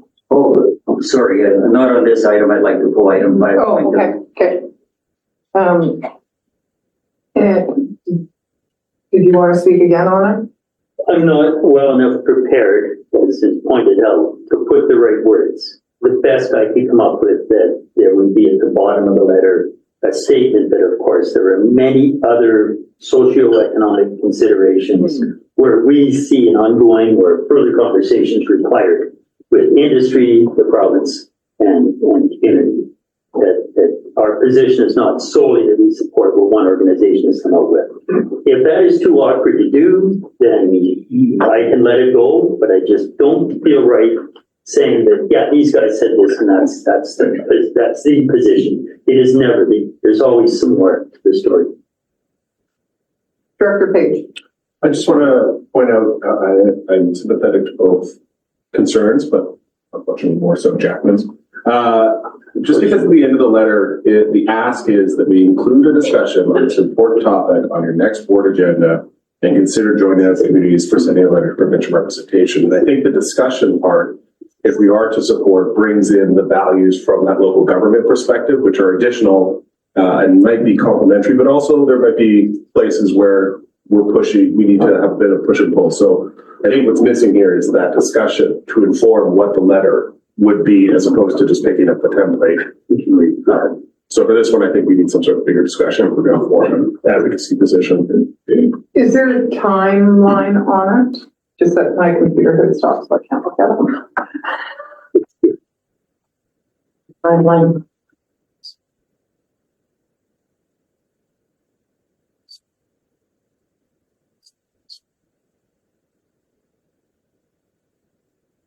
No, but for where they want the letter. Through the chair, Yes. the letter that they presented to us identified that they're just looking for a letter of support. They also do have a template of the letter on their website that they're looking for us to use. Yeah, the link is broken. The link is broken. Chair, could we refer this item so that we can have an agenda item with staff input and maybe agree on what we would add to it? I don't, that's up to you guys. I don't see on there that we need it by a certain time to be able to move anything forward. So it's on the table. Is there anybody that wants to refer it, or we will vote on it as we go? I'm happy to move referral so we can actually have a discussion about it. And a second. On referral of the letter To October? to October, Yes, sure. but not any further, if that's possible. On referral only, which is no debate, all in favor? Opposed? I don't see anybody on here. No. Okay, carried to October. Yeah. Okay, now we'll go on to the next one. Chair, can I comment here? Yes. Yeah, now that we've had referral, could we have a direction to staff to prepare a draft letter for us to initiate a conversation? Well, there's. Go ahead, Angela. Through the chair, normally we don't include our draft letters on the agenda just purely because the public and everyone else is seeing it prior to the ministry actually seeing the letter, and if we're still making revisions. Okay, thank you. Okay. Okay, so for 5.2, I have Director Popoff. Yeah, I would put forward a recommendation that we send a letter of support for bringing the salmon home. Second. Okay. Everybody together. It's first and second debate. Yeah, I have a comment. Go ahead, Director Davidoff. Yeah, it's very interesting what's happening with the Bringing the Salmon initiative.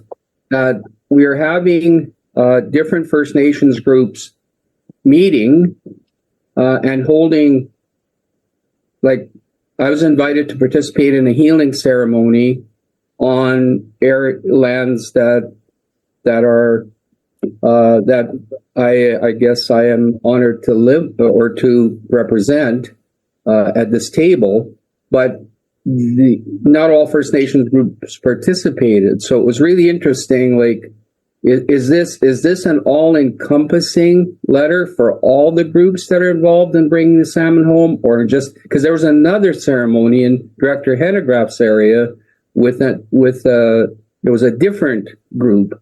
So I just want to make sure that we include all First Nations groups that are working on the Bringing the Salmon Home initiative.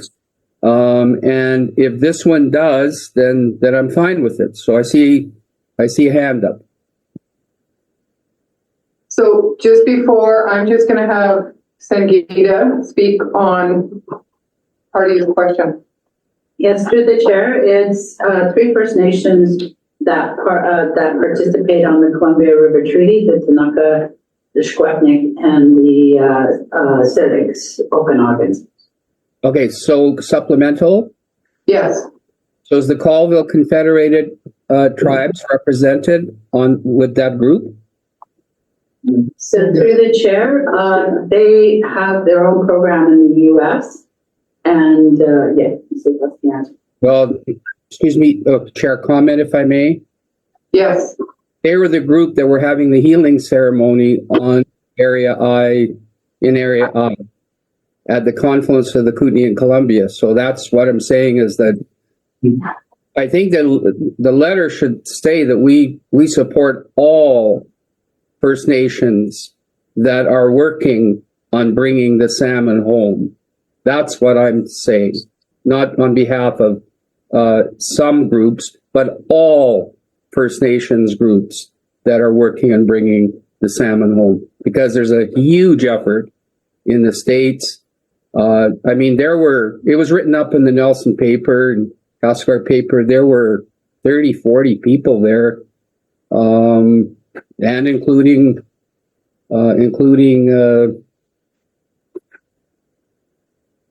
whatever. So I'm just saying, I would like to see the letter. I totally support the initiative.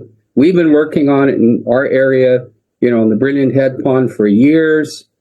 And the key thing is that I just would like to see it include all First Nations that are working on this initiative and not exclude anyone, if that's possible. Thank you, Chair. Thank you. Director, where am I? Popoff, did you speak? Not yet. Okay, we're gonna go to you. Yeah, and then so H then me. I'm looking at the request letter, and it identifies the groups that Manager Sedan mentioned. So to include other groups in that letter, they might not want to be included. So, I really appreciate what Director David mentioned. It should be all inclusive, but they might not want to be included in this letter of support. So my suggestion would be is if they want a letter of support, let them approach the board and we'll consider their letter. So that's my comment on that, but. Okay, thank you, Director Page. Yeah, thank you. We discussed this, and you see it in there in the CRT Local Governments Committee, and I reviewed the document they're referencing from July 2022, and specifically the province, the feds, and these three Indigenous nations had come to an agreement in the languages here that promised to develop an approach and initiate an implementation of a plan as soon as possible, and within the terms of this renewal, to establish an enduring and sustainable funded Indigenous-led initiative to continue this vital work. And that's what didn't happen. So at this point, they've reached an expiration. They haven't been offered a renewal, and the work to how to sustain this program hasn't happened. So I want to be really sensitive to when First Nations actually lead an initiative and a request like this. I want to add our weight behind asking the province to fulfill its commitment that it made at that time to make sure that they do and follow through with what they have. And so that's the thrust of what I think our letter should cover, that you haven't completed what you promised. We support that you do that. And let, there's additional, like I talked to the conservation program here, Urban Nelson, who's part of the Cobell Confederated Tribes. They have other politics that they're working through, and they will continue to work through that at the provincial level. And I'm not in support of necessarily bringing that into this. This is this request in and of itself, and I would just push that we push the province to follow through on its commitment to this group. Thank you, Director May. Yeah, thank you.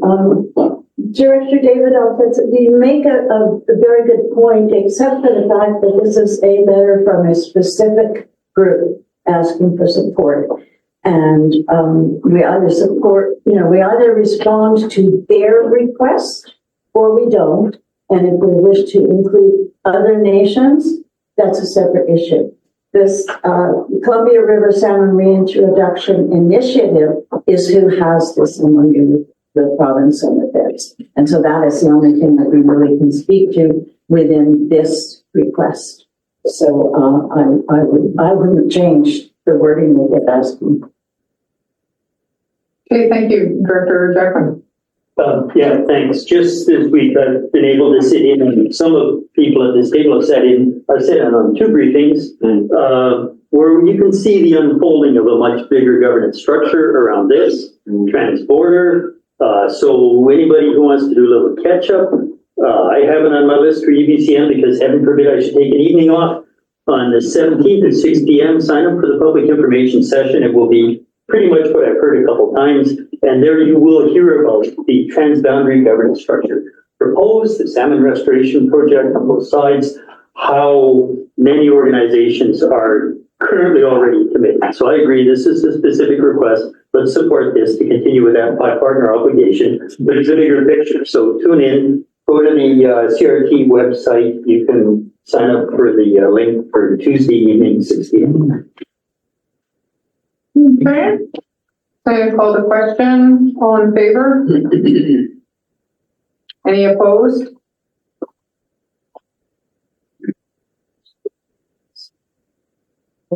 Okay, carried. Thank you. We'll move on to 5.3, Living Lakes Canada. So the application was missed, and so they're requesting to, we're rescinding that, but to send a letter of support for their application to the program for a partnership under an aquifer vulnerability study. So who would like to speak on it first? Do we have to move rescinding, the first resolution? Before we talk about the next one? Yeah, we can. Okay, I'd like to move rescinding the first resolution. Second.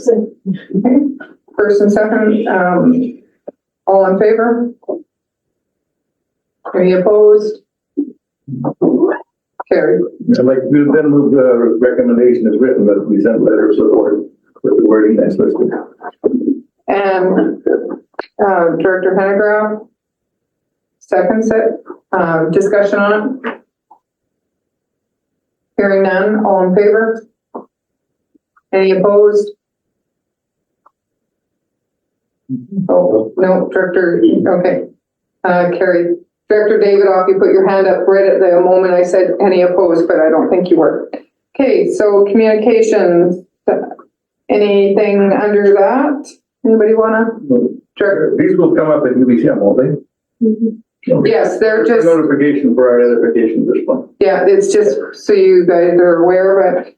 For information accounts payable, Director Graham? Yeah, I wanted, through the chair, I just wanted to say to staff that that's a nice job done on the sundry vendors report that we're now seeing included with the accounts payable. So we actually have some information for residents who are questioning what these sundry vendors are. I think that was great. And just one question that jumped out at me was the trim lock properties for $152,861, if anybody knows what that is about. I'm not. Stuart, would you have any idea?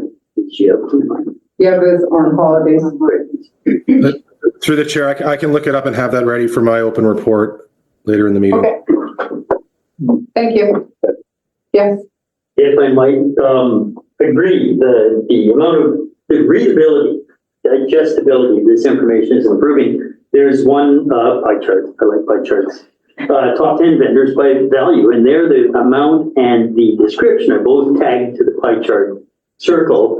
I have to window it to be able to read it. I can't see it from here even with glasses, but there's, I know I'm kind of, but there's other charts where there's like 8 or 10 colors and it's got numbers, and I can window in and see that, and then below, you have to look up, down, and try and decide which blue it is. I mean, this is technicality, but it's so much easier on the top 10 vendor chart to see an amount and the name right beside it. If it's possible to just move those tags, the easier we can make it for people to read and see what this is, the better. I think the transparency, all the detail is there. It's just little tweaks I would look for. Director Page. If we're giving input on this report, I appreciate the expense report here with the director's information. I don't find it appropriate for the staff listed by name with amounts. And I would question whether that could be by department. I know people are doing their jobs and traveling and training and doing all sorts of things, and you can draw some false conclusions by saying that someone might have had $1,000 of expenses in a quarter. And I don't want to have people's names put to that, or I would challenge that that's appropriate. So, and Stuart, you can correct me if I'm wrong, but I think it has to be because of Sophie report that it must be, expenses must be put on there. and people's names are put on there. So so Stuart, if you want to correct me if I'm wrong on that. Through the chair, I will have to check as to whether or not on a monthly basis we're required to put every staff expenditure on there. I can tell you by looking at the list that the vast majority of those would be related to safety equipment and reimbursements for that type of expense. But we can double check to Director Page's point as to whether or not it's appropriate to include every one, or whether there's a threshold where we include it at some level. Okay, thank you. Anybody, I don't see anybody else online. Okay, we'll move on. That's been received. Bylaw 2924, this is Director. Me again, thank you. I see what word we have from Tom Dool is 2 steps towards correcting what I view as inequitable taxation. It's kind of a long time coming. So this is one of these multi-year moving ahead. But we have old bylaws, laws of life. If you try and figure out who's collecting money where and how it's being spent, you'll just see it's not very clear. So I would like to move first recommendation to get us that one major step down the road that although the defined area A medical first responder East Shore North Service Establishment Bylaw 2924/2024 be read for a second time. Director McFadden seconds that. Discussion? Hearing none, all in favor? Any opposed? Carried. And then I'd like to move the second recommendation for direct staff to complete a service case analysis regarding provision of medical first responder services for all of Area A by no later than June 2025. Director DeBoon seconds that. All discussion? All in favor? Any opposed? Carried. Go on to bylaw 2977, Nakusp and Spokane Transfer Station. Director McLaren. Don't make the first 3 readings as written. Any second? Director Popoff. Discussion? Hearing none, all in favor? Any opposed? Carried. Your second motion? Move adoption of the same. Second? Director Haber. Sorry. This is adoption can't, all in favor? Any opposed? Carried. New business, 9.1.1. And this is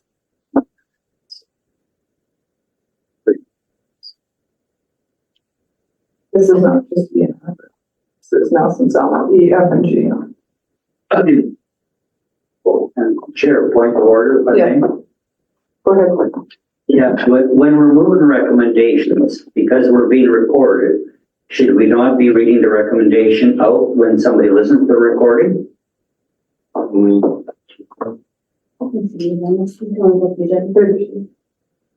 Yeah, it's one thing or another. If you want to read them off, go ahead.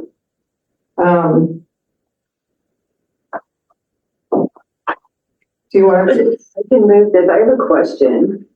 Go ahead. Okay, I'm just trying to understand still as a new director here. I'm fully support this. It was actually one of my ideas was to move this reserve to support this project, but I'm just trying to understand financially how the dots are connected here to move a reserve from S207 to S202 so that we can give a grant to the Nelson Cycling Club.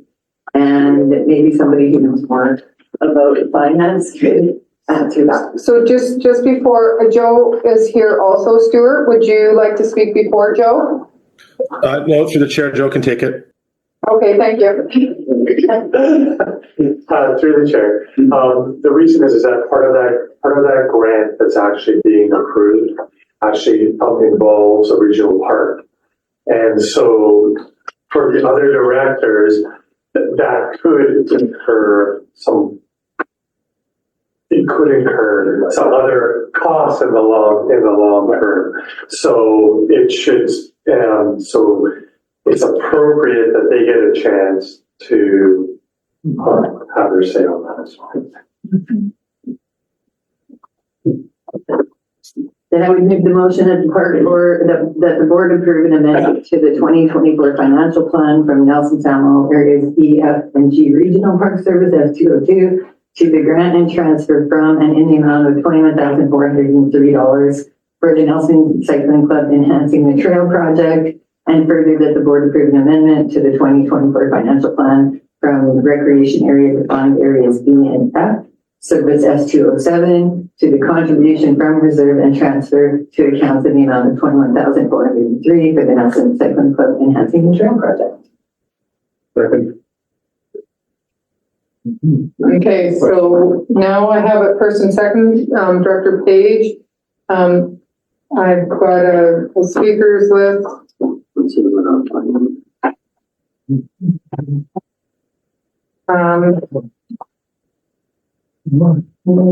Okay, Director Jackson. Thanks. So the way I see this, and something I never noticed, we have what seems like maybe a zombie service, S207, had no intention to tax in 2023, 2024. It did earn $686 in 2023, which I presume is interest on a reserve balance of some $20,700. Now you have $21,000 in reserve, dormant, not going anywhere, not acting. You're going to drain that entirely, move it to the active service with all the participants. So the question is, will S207 be removed from our books formally? Like this, that shouldn't sit there forever with a zero. So is that a future step? And what would the direction of staff to do that? That's not something that, it's a good question because it's something that I want to ask too. Through the chair, just because a service doesn't tax doesn't mean that you would rescind the service, but that would be up to the participating directors to make that recommendation to the board. Director Vandenberg. Yes, just a question on clarity. Is this at all related to our presentation earlier today with Kootenai Cycling Coalition? Is it a completely different thing? Thank you. Anybody else want to speak? Director Page? I would be curious if either of the directors in this service had comment on Director Jackman's thing that he pointed out. Director Graham. Thank you through the chair. This is a dormant service, and I do agree that having a page in a financial statement is kind of not needed, considering this was like an old service from the Morning Mountain Ski Hill that I don't know how many years ago it's been gone, so it's been a carry forward, and that was, I think, part of our intention by draining the reserve was to just hopefully close this page and move on. Director Newell didn't have anything? No. Okay, so because I'm in this service, I'm going to speak also to it. Something that is disturbing to me is it's something that is coming to a main service that has not been discussed at the main service. No. So yes, I appreciate that money is coming, but then the main service has to maintain the work that is happening in the parks that this work is happening at. So saying no to the money is kind of a crazy idea. But we're saying yes, that we're going to take on this maintenance without actually having it at our commission table or committee table to have that discussion wholly with the five, like how is this going to be maintained? How is this going to be funded going forward? So if Joe, you can give any insight to that? Yeah, so through the chair, Nelson Cycling Club has been a very good partner at Morning Mountain. Most of this work is not actually within the park, but it connects to the park. So the assumption is that it should not add anything to the service, but if anything where we're working with a volunteer group, 10 years, 5 years, that could change. So that's just the reason for bringing it to the service. There's nothing to suggest that it will change, but as we know with volunteer groups, and over time, sometimes those relationships change, sometimes their membership changes, those kinds of things do happen. So it's just to make sure that all of the decision makers are aware of that. Right. So just before, supplemental to myself, is that, what this Nelson Cycling has come to our group to ask for more money already outside of this stuff. So that's where I'm coming from as a committee. Is my question then to staff is, if this doesn't happen today, is it going to affect any work this fall? Through the chair, yes. Okay. That's all I need. Director Cunningham, you had your hand. When we talked about the Morning Mountain thing, for those of you who remember, there used to be a ski hill on Mount Morning Mountain and a ski hill out in the lodge also. And when the snow depleted, in fact, with the warming that we were seeing, Morning Mountain was no longer really a viable ski hill. But also at about the same time, as they had a fire at the lodge and the lodge burned down. And the funds that we have were from the insurance on the lodge. And with the idea being that, of course, that whatever replaced it, which in this case was the cycling and all the cross-country cycling and so forth, seemed appropriate, and it was up to the directors at the time to say, yes, we can use that money to help enhance things such as that cycling thing. It could also be, now with the all gone now, then of course the service terminates, but it could also have been used for other things and may have been over the years. Anybody else have any comments? Hearing none, all in favor? Any opposed? Carried. Thank you. The financial services task would like to do that. Do you want me to do it? Sure. Okay, I move that resolution 354/24 the allocation of financial services grant funds be amended by changing S222 Arena Castlegar Complex 59,000 Castlegar Friends of Parks and Trails to S222 Arena Castlegar Complex 45,000 Castlegar Friends of Parks and Trails. I'd like to have an extra 2 in there. And the second? Director McFadden? Any discussion? Director Weatherford? Thank you, through the chair. I'd just like to ask a financial service grant about financial services grant, and not about this particular motion, but is it okay to ask a question? If it's not about this motion, can we hold it until after? Absolutely, I can ask staff that. Okay. Thank you. Any discussion? Director McFadden? Yeah, this might be a refresher. I read this removed from my agenda last 2 days and have no recollection of this coming to us. So can you give us? And then as I was trying to pull it up, my screen went small and I couldn't read it. Anyway, so I had notes asking, can you just refresh? Because I'm not sure why we're doing this. And I don't remember having the conversation. We may have, and it's out of my brain. Yeah, so through the chair, in S222, there is a grant line. And that grant line actually has 3 grants in it. And so it was just that it was a mistake in the FSG. The entire grant amount is 59,000. The portion that was for the Friends of Parks and Trails is 45,000 of the 59. So the error was just that all of that grant was going to the Friends of Parks and Trails, which was not the intent of the budget. There's some other things that I need to bring forward at the next Castlegar district meeting to talk about what that remaining funds are. I think there's actually a carryover of some things that we don't give out anymore. Great supplemental. The reason why I was really confused is because we literally just got an email from this group asking to move it to 59,000, and then I read it on here and I was like, what is going on? And so I was very confused. So I think they're coming as a delegation to. Yes, yeah. Thank you for clearing it up. Any other discussion? Hearing none, all in favor? Any opposed? And your question, Director Weatherhead?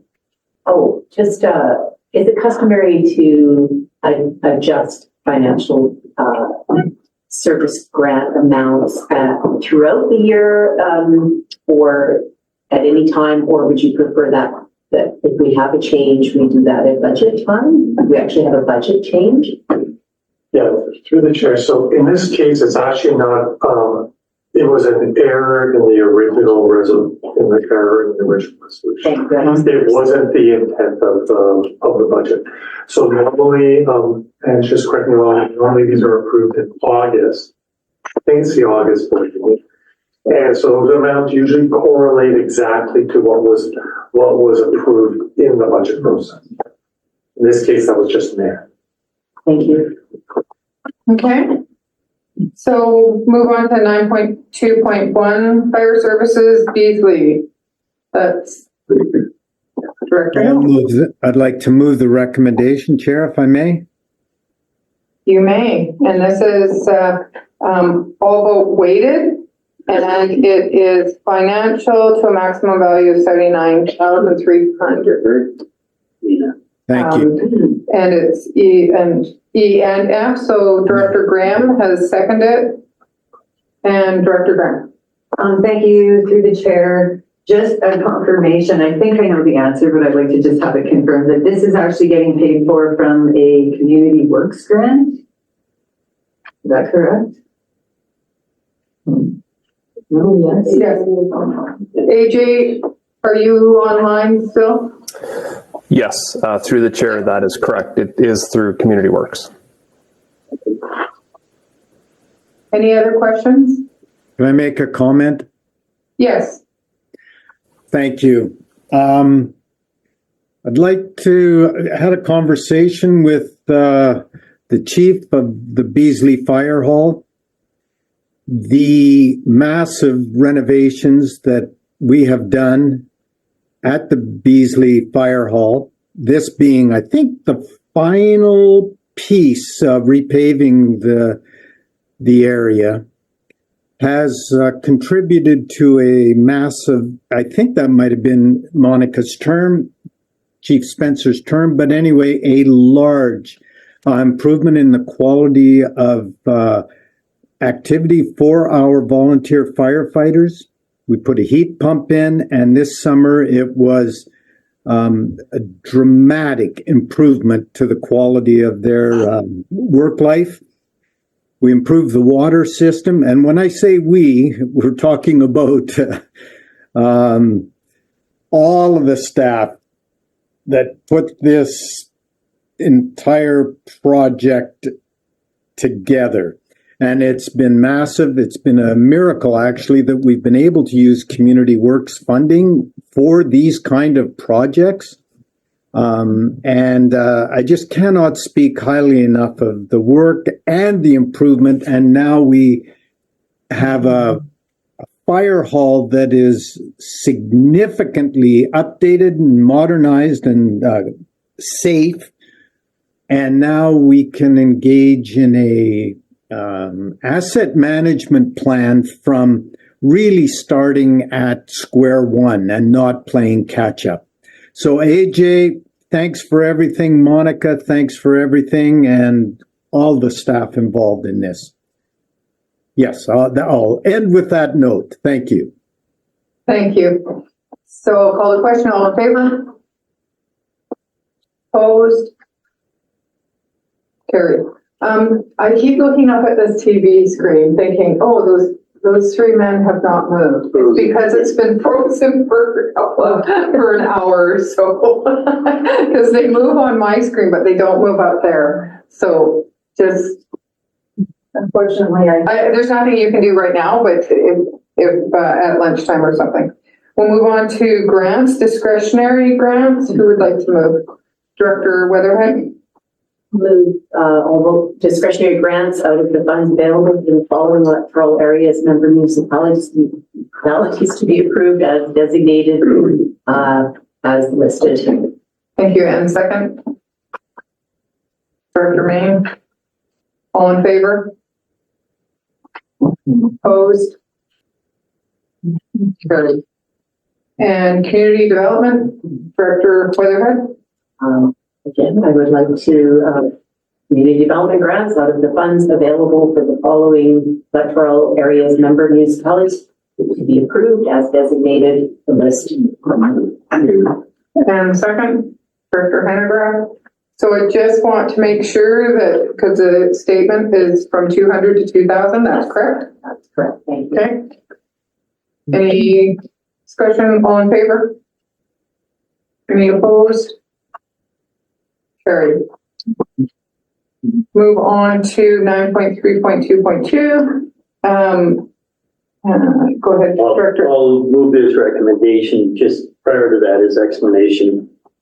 We've been working under a economic action partnership, and apparently we put that name down instead of the actual contracted service provider, Cooking Funding Services. So I moved resolution 23724, being the allocation of community development grant funds to be amended as listed.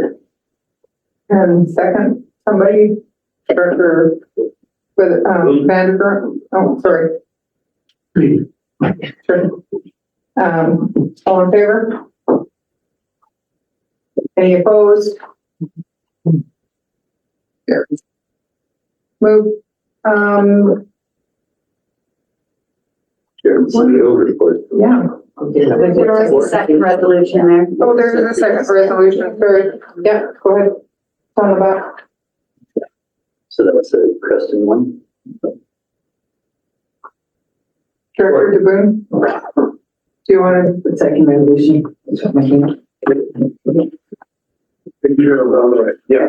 Okay, so resolution 295/24, being the allocation of community development grant funds be amended by changing Preston Valley Kootenai Lake Economic Partnership 2,453 to Preston Kootenai Employment Services 200 and $2,452. Please. And Yes, I'll second, and if I could. Yes. These were different board resolutions because of the timing of Director DeBoon having to go through council. So that's why they're separate. 3 areas, 1 cluster, town Kinglake. All in favor? Opposed? Carried. Okay, now we're. Chair reports. So I don't know if doing it. CEO had to step away. He's going to try and come back for public time. Do you have? So the only thing that I want to, there's a couple of things, is that, well, I think most of us are going to UBCM next week, and there's going to be some minister meetings. You're welcome to sit in on RDCK minister meetings. You're not welcome to speak at them. If you want to come into the meeting, you can come 10 minutes early. They're all in the agenda under eScribe when the meetings are. Our chair will not be there. We have gathered as a couple of us to decide on who's going to speak at what. What else? I just want to make a comment about how well our fire services have done, or our EOC has done getting everybody through a disaster that's happened in our region. But I do want to recognize that there were people that lost their homes. So it's not a celebration on our behalf, but it is a recognition of what they went through to get everybody to the point that they're at. But I don't want to forget about those people that have lost their homes. I don't know. I don't think that there was anything else. Was Stuart back? Haven't seen yet, but maybe that Christine is actively updating UBC. Yeah. Because we Keep just watching. received confirmation Yesterday morning. 3 of the ministerial meeting. So I am back, Chair. Oh, there. Good. Okay, There we go. perfect. Would you like to speak to anything on a report? The only thing I want to mention is that just in relation to Director Graham's question around Tremlock Properties, they operate as Right Way Holdings actually, and they do work primarily recently for our Lister water system upgrade. Okay. We're gonna go on to rural affairs. we have 12 minutes. Oh, sorry, I didn't see you at my part of my eye. Quick question, and it's regarding UBCM. Is staff looking at alternatives if something happens with the Air Canada strike? Because there could be action on that. They're saying on the news as soon as the weekend. So there are a number of directors who are booked on Air Canada who could be impacted. So just, that was it. I want to say, and we won't know, but the Tango fleet is not possibly going to be impacted. But I can take 2 extra people. Be prepared to put your 4 wheels on the ground. Yeah, it's also my understanding that the Jazz is covered by different collective agreement in Maine and Canada, so they won't be affected. So, Thank you. thank you. Okay, we'll go on to rural affairs. Director Jackman? Okay, so as normal, we received delegations on various items regarding either their land use applications or action being taken regarding their properties. 4 delegations presented information and we're answering questions. The easiest way to do these, I think, is one at a time. I will just run through them all. The first one is all vote, rising from item 7.1, Piccolo, electoral area H, that the corporate officer be directed to file a notice on title on the property as described for non-compliance with the building code. Second? Director Papa?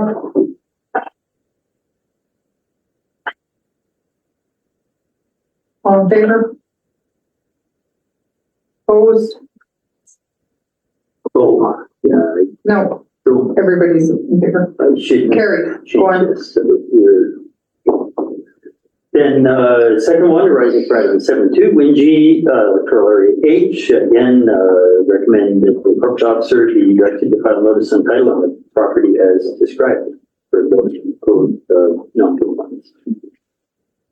Director Papa, second it. Discussion.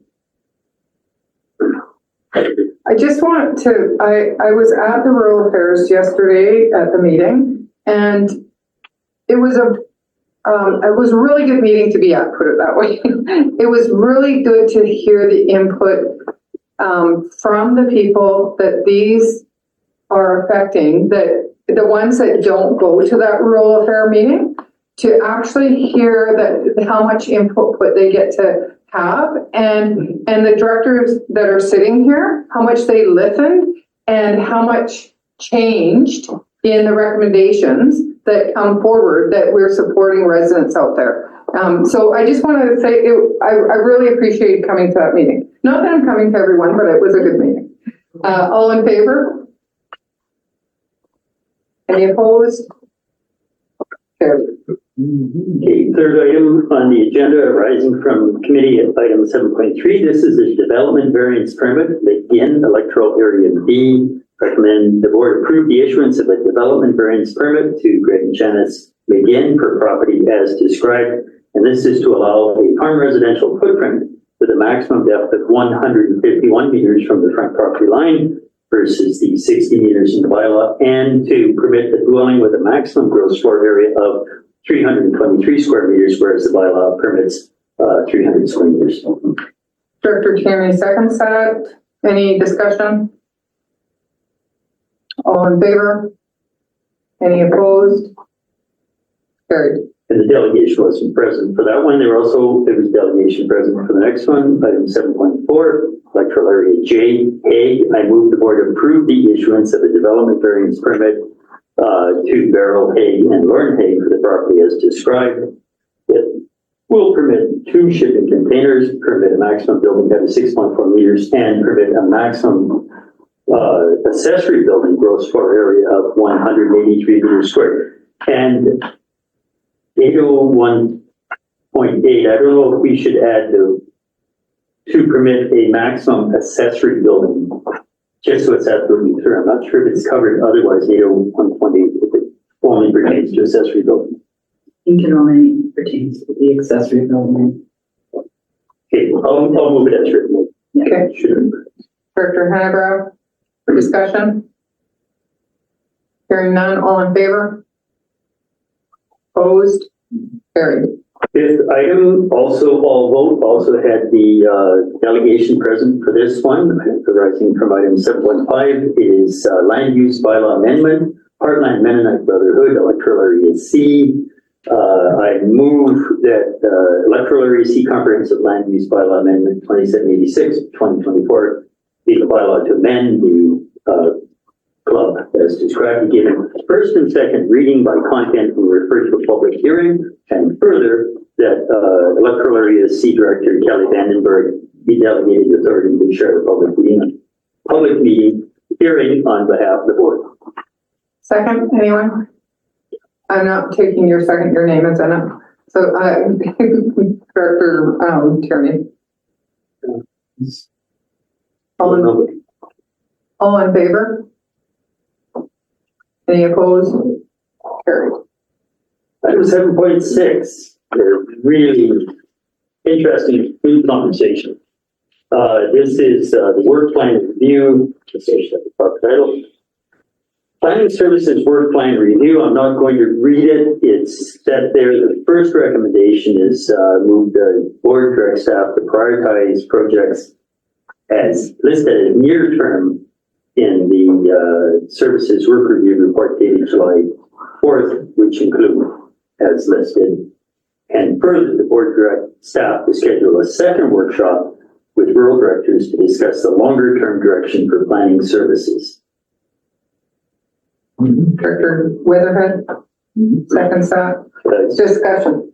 So when this says second workshop with rural directors, absolutely I want to hear staff's opinion on, do we do a bit of an update with rural only, and when do we bring in municipal? Because we can't go too much further down this path without the entire board being there.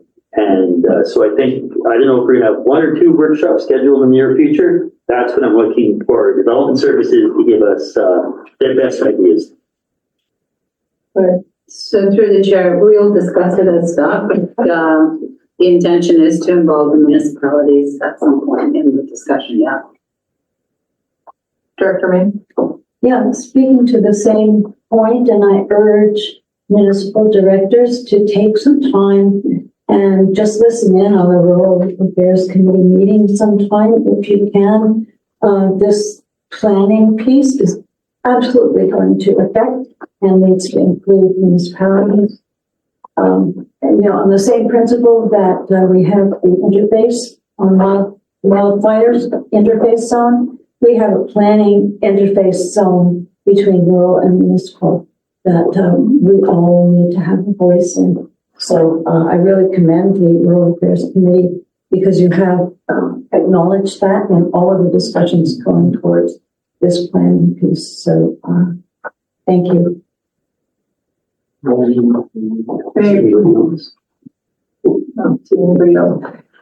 going to speak on this. I'm just wondering, after listening to the discussion yesterday, and I wasn't going to speak at all, and I ended up speaking yesterday just on this item. And there's so much connection with municipalities that my only opinion after listening to yesterday is that it's a wasted workshop by not having us all there right off the beginning. So stuff is not repeated over and over and over again, because that overlapping of what municipalities must do, what regional district may have to do, but may not have to do, is just gonna all be repeated in a second workshop. So that's my only thought on that. Yes.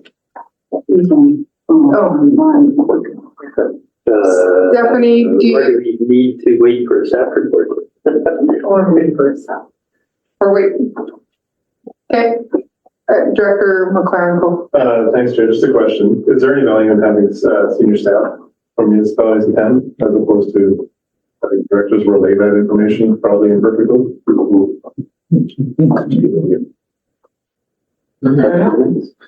So through the chair, I would say it would probably be a good suggestion. I think it would directly communicate that information rather than going through the elected officials. And senior staff have a broader sense of what's going on. Director Vandenberg. Just a question of clarity with that point, not that I object at all, but then would senior staff of that invitation be participating in the conversation? Therefore, it'll become it'll be staff conversation, perhaps. I'm gonna take a jab at that one. Is I don't think that they need to have conversation input, but to be able to hear the conversation. They don't need to have, if they have any kind of input to come back, that's when they need to come back to their director and say, this is where, this is where we would maybe go with that or something like that. Because if you did that, it could easily be quickly that this is what staff is saying, and there's not a discussion at that council table. So clarity, thank you. So I do think that for them to hear it directly is good, but not to have that conversation. Did you want to say something? Yes, and through the chair, it's a workshop, so the intention is to discuss rather than to make decisions. Decisions will still come to the board. Yes. Further, yes, I understand that, but it's still, if we don't have clarity in the engagement, it could turn into a conversation among staff. Right. And then elected officials are observing from the outside. Yeah. Director Weatherhead. Thank you. On the topic of a workshop, I think what confuses me is that we as rural directors do not have any input or involvement in municipalities and DEP. Yeah.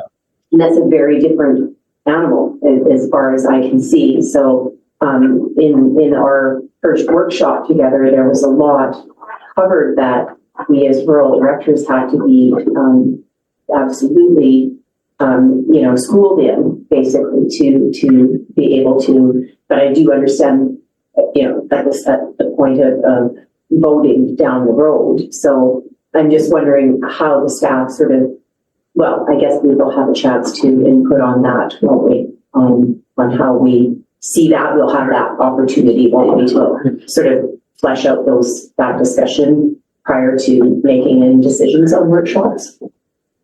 Okay, just a second. I have Director David off with a point of order. No, not a. Oh, that's later. To have Cunningham page David off. Okay. Thank you, Director Cunningham. Yes, thank you. I agree. I think it's a rural directors thing. However, that said, senior staff can listen in online, and I have no problem with that. But I really don't want them to participate because it is an elected person. It's for our edification as rural people mainly, and also an edification and a way of working together with the municipal people. But it is as senior staff is, well, come and listen, hear it for yourself, but please don't talk. And that's why we can have them online. Okay, Director Page, I want us to know that we should be at public time. So because we're 2 minutes into public time, whenever we go in public time, we will be staying for lunch. So, and we have, well, we can do that after. Page and then David off. Thank you. Yeah. I've sat in on I've been pleased to sit on a few rural affairs meetings over the course of a year, and it's super important to hear both sides of that.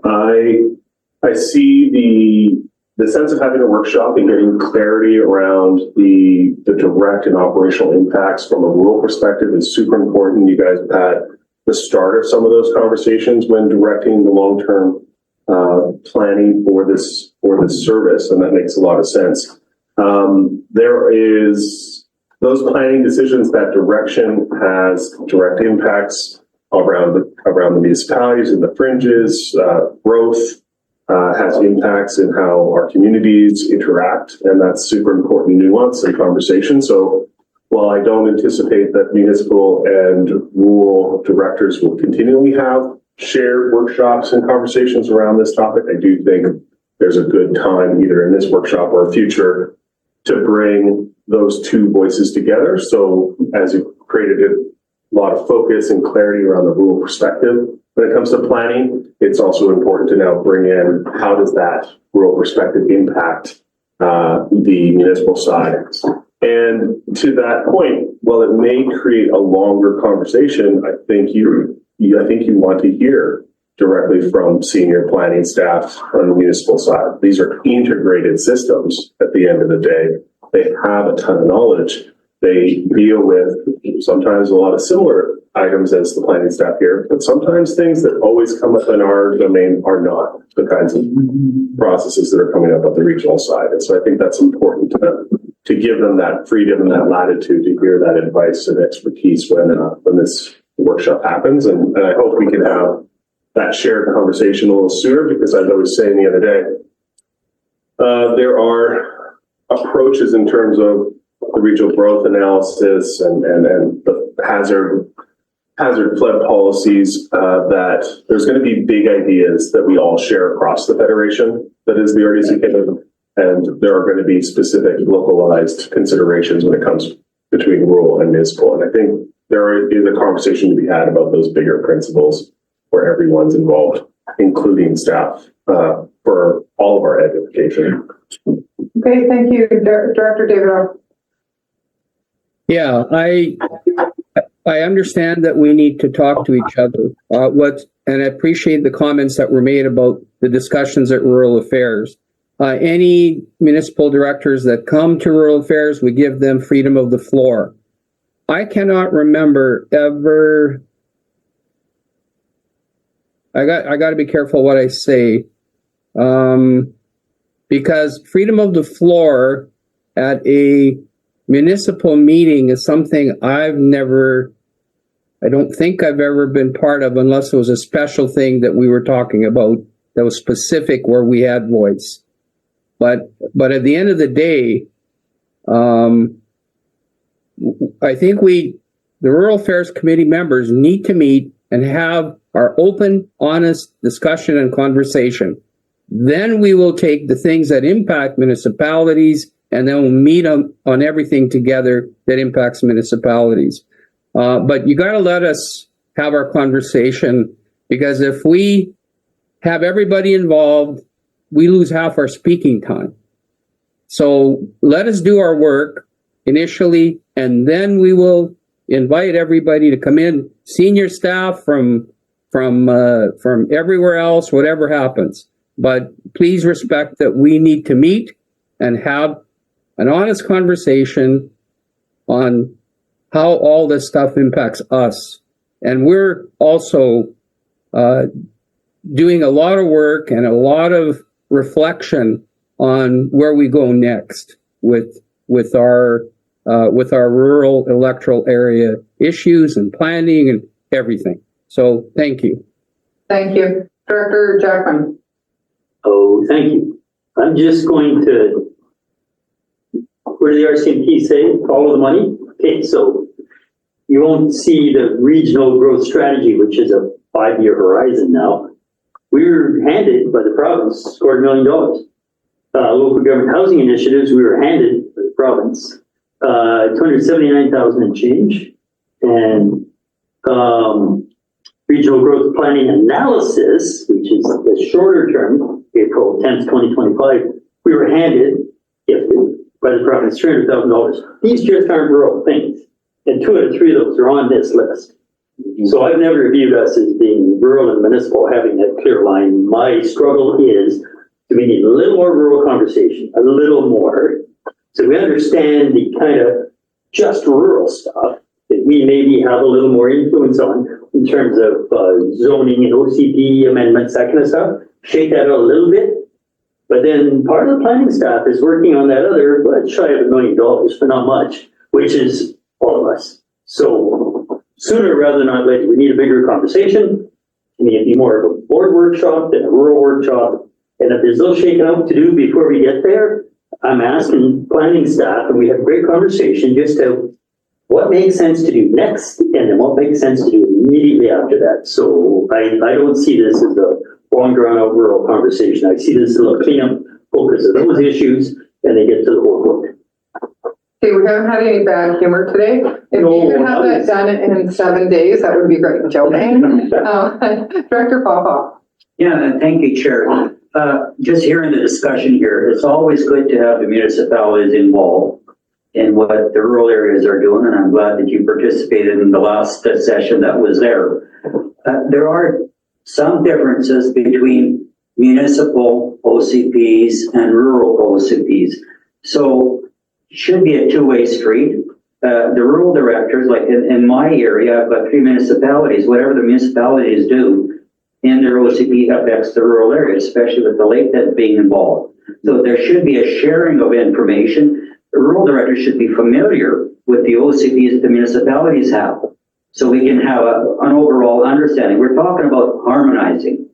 And, maybe with the bigger municipalities, it might be harder to harmonize, but smaller municipalities that are situated in common areas, it would be great to harmonize with them. So we should have an understanding. So that's something to staff, that when you're considering combining municipal and rural at one meeting, we should have a better understanding of how municipalities work and how their OCPs are structured. Okay, so that's exactly what I was speaking about, is that as a municipality, when we do our OCP, we must include our rural area. And we did. It took us 5 years, and we did. We had to do that. When it's a rural area, it does not ever include what the municipality has to say. So, so that's where we need to be that partner in that. So, Director May. Yeah, thank you. I don't think any of the municipal directors are saying you rural directors should not meet without us. No. We absolutely respect that you need to have your conversations, and we're saying that that conversation leads to a place where we have overlapping needs, not overlapping jurisdictions, but overlapping needs and desires, and how rural wishes to develop and how municipalities wish to develop need to recognize each other. There's a symbiosis there, but definitely have your discussions as rural, and definitely have the bigger discussion with the municipality. Okay, I'm calling the question that's on the floor. This is the rural directors with the list of 1, 2, 3, 4, 5, 6, 7 things, and the rural directors are going to meet for a planning service. All in favor? Any opposed? It's an all vote. It's an all vote. Yeah. I'm sorry. Okay, sorry, we are going to public time. It's 11:57. I said if we're going to speak longer, we're going to end up going longer. Do we have anybody? I can't see the screen. Do we have anybody? Go ahead. Sit down? Yes. Hi, my name is Mike Casper. I live in Slocan Park.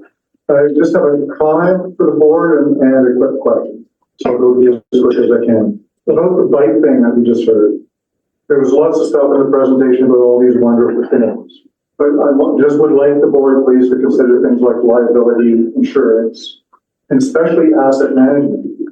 Because you've been talking about asset management as a board, and all I see in my head is it's not $66 million, it's eventually going to be $100 million. And I don't even think Vancouver could afford that. So I just want to make that comment. So, so just really consider maybe asking somebody to put negatives. But go to Penticton and ask them how their pipeline things work out. I'm sure you'll find out it's not all wonderful and everything's great. So please do that one. But I do actually have a specific question about the reserves. Okay. I sat in the budget meetings and we were continually told over and over and over and over again that the reserves can't transfer from one account to another because that would violate something and only municipalities could do that. So as much as I think it's awesome what you're doing, and it makes sense, and it's the way it should be, what gives? Either we can do it or we can't do it. So I don't believe it was an actual reserve. I believe it was a service. If, Joe, would you be able to help with that? I'm just really confused. Yes. Yeah, so through the chair. So service S207 has a defined service area. All of the work that is being done is inside that defined service area. Service S202 is just a mechanism to get that money to the grantee, to the person that's receiving the grant, the Nelson Cycling Club. So it's where reserves can't move is when they're benefiting the wrong area. In this case, it's all within that area. Okay, so to be clear, during the next budget cycle, you can move money from one reserve to another. No, sorry. Same area. Through the chair, there was no movement of money from a reserve to another reserve. There was movement from the reserve into operations to then give the grant to the group. That is actually what was done. It was not moving a reserve from one service to another. That is not what happened. Okay, thank you. Thanks. Yes, I know it's as clear as mud. So please come to our next Nelson, Salmo, E, F, and G, because there will be a big discussion on that exact whole thing that happened. So we all can understand. I'll do that. Thank you. Somebody else, whoever, you guys just come up. Chair, directors, public, I've written out my comments and my question, and I have them available here to distribute. And you can advise me on how to do that after. Can you tell me who you are in your area? That's in my presentation. Okay. Well, I'll read as is. So my name is Hal Wright. I'm the oldest living resident of Sandon. Sandon's in the north portion of Area H. I'm a major property owner, shareholder in all of Sandon's businesses, and owner of Sandon's most important heritage assets. My family history goes back to the 1890s, and for the past 52 years, we have invested heavily in Sandon, both personally and financially. I was the founder of the Sandon Museum and initiator of the Sandon Historical Society. My family and friends were pushed out of the society by outsiders, and we have not been able to have any involvement in the affairs of the society since. Now, this is in regards to the question as to whether a building permit is still required for large public commercial buildings, and the dangers of unequal application of laws in respect to that. I'll continue reading. For those of you who haven't been to Sandon recently, the Historical Society started building large structures approximately 2 years ago that are purportedly to be replicas of past buildings with the intention of using them for public occupancy. Apparently, these are funded by several large government grants. They are now approaching lockup stage. I am the adjoining owner of several properties surrounding the Historical Society's construction site. This land is located directly in the flood path of both Sandon and Carpenter Creeks, and without question is at the most risk of all properties in Sandon. Fire is another issue, and so is septic being so close to the creeks. My family is not allowed to build on our land due to the hazard issues and setbacks, etc. I was curious how such a massive and apparently unjustifiable construction project has been allowed to proceed when we were told that our properties are not legally occupiable. I did not see any evidence of a building permit. I contacted our DCK Building Inspection Department, and they confirmed that there is no permit. I can conclude that none of the hazard area considerations have been addressed, nor the septic requirements or any required engineering. It would appear that the construction is illegal, and I expect that the granting agencies were not aware of this. I'm curious if anyone in RDCK endorsed this project or was even aware of it. Certainly, there was no consultation with my community, Sam. Can you, so you've had 2 minutes, and we usually give 2 minutes per question, so can you get to a question? Yes, I'm close to there. I wonder who will be liable if there is a fire that damages my properties or crown lands. Who will be responsible for illegal septic systems? This questionable project is putting my family, our businesses, and property in danger, and it does nothing to protect the heritage values of Sandon. My question to RDCK is, will you investigate this project? Can you provide a way to rectify the non-compliance with RDCK building regulations without further expenditures of taxpayers' money, but also to determine how this could even happen in the first place? Illegal buildings built with government grants, not respecting the heritage of my community, and in close proximity to the vulnerable forest are a real nightmare. Thank you. Okay, first of all, Stuart, did you want to add anything to that response? Through the chair, I might suggest that Mr. Wright does get in contact with our building department if he thinks that there's a building being constructed that shouldn't be. If they didn't take out a permit, we would not be aware of it. That being said, we could definitely investigate upon the formal complaint from Mr. Wright. Okay. Thank you. Thank you. Is there anybody else has any other questions? Do you want to ask online? Yeah, I just want to see if there's anybody else in here. No. And online, Valley Point slept. There's Observer and a few others, but nobody's flagging. okay. Okay, so we're going to, it's 12:05, so we're going to recess for lunch. And come back with that last motion on the board and then go into in-camera. So, through the chair, with the testing of the directors here, can we continue on and finish because we've only got one item and a small in-camera reception? Director's report. Oh, director's report. Okay. So do you guys have to, Would want to pop through. pardon? I would want to pop through. Okay, so let's, an unofficial vote of who wants to plow through, just put your hand up if you want to continue on. And I saw one hand up there, but oh, there's two, there's three. So that's 19 out of 20. I think that is an unofficial vote. Can we have a recess for 10 minutes? Well, then I would have said much. Oh, if we're gonna plow through, let's plow through. If we're not gonna plow through. We've only been an hour. We've probably just had a break now.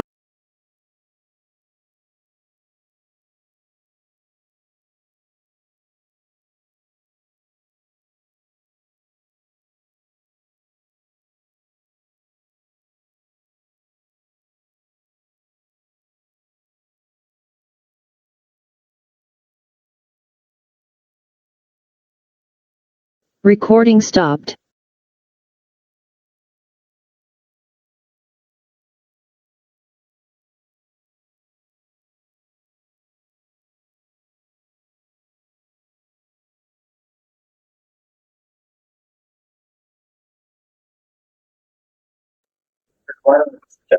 Recording in progress. Okay, everyone, we're gonna get back to it here so we can plow through. Sorry, Director Newell, I didn't see your, no, we're not at lunch. We were yakking and we are back. We're gonna just quickly plow through this and get over and then everybody can go for lunch. So we're gonna go on to the 9.1. Hey, thanks, Chair. So the last item arising from yesterday's committee meeting is a community works fund application, Nelson Cycling Club Enhance the Trails Project. We crisscrossed about trail talk last previous items.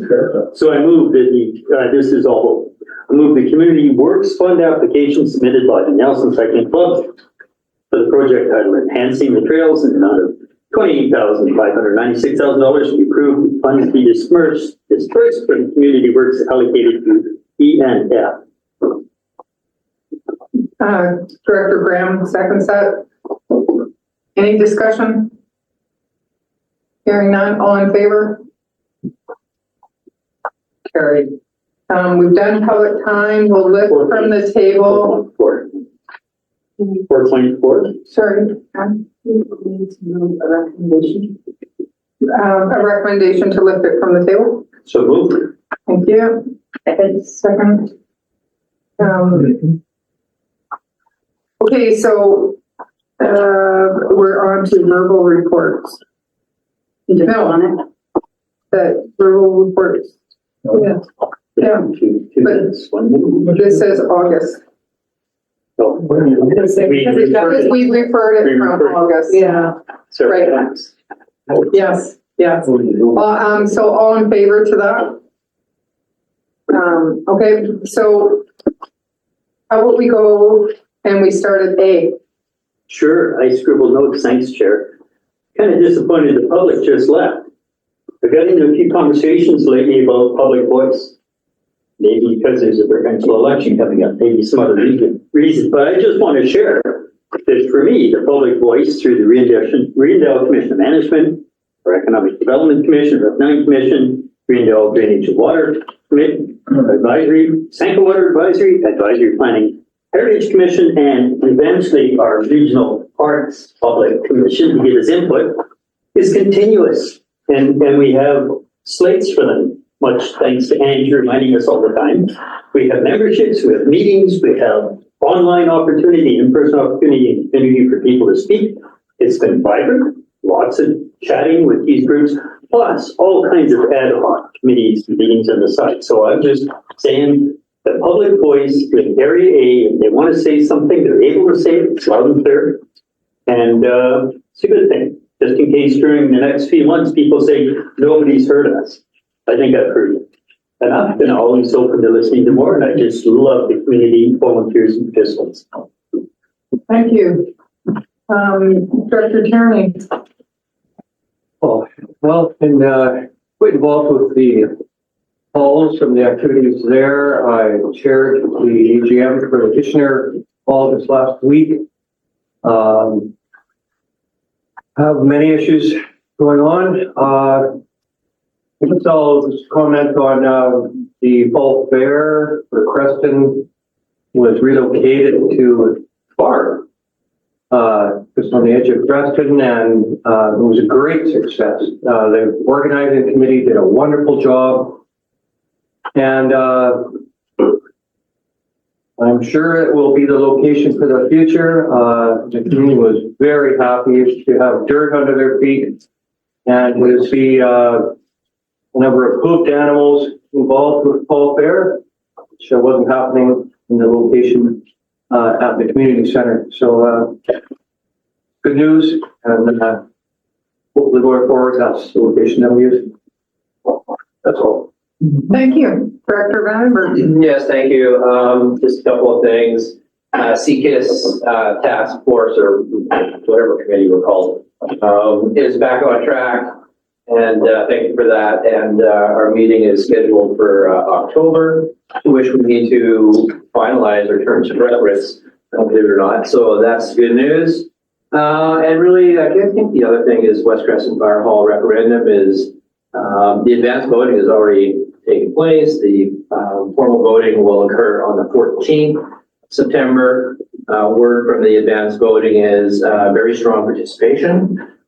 So it will be a good exercise to see what the community wants to do for their future fire. That's all. I agree with Dr. Tierney, and I did attend the the new location of the fall fair. It would be very interesting to see what the summary is going to be coming back to that. That's it. Thank you. Thank you. Dee's not here. Director Graham. Thank you. So there's always lots going on in Area E because we're a community of communities. So the best thing I do is I do a weekly newsletter. I think I'm on issue 92 now. So everybody's pretty aware of what's going on. And when I first started my newsletter, I used to get people responding with complaints.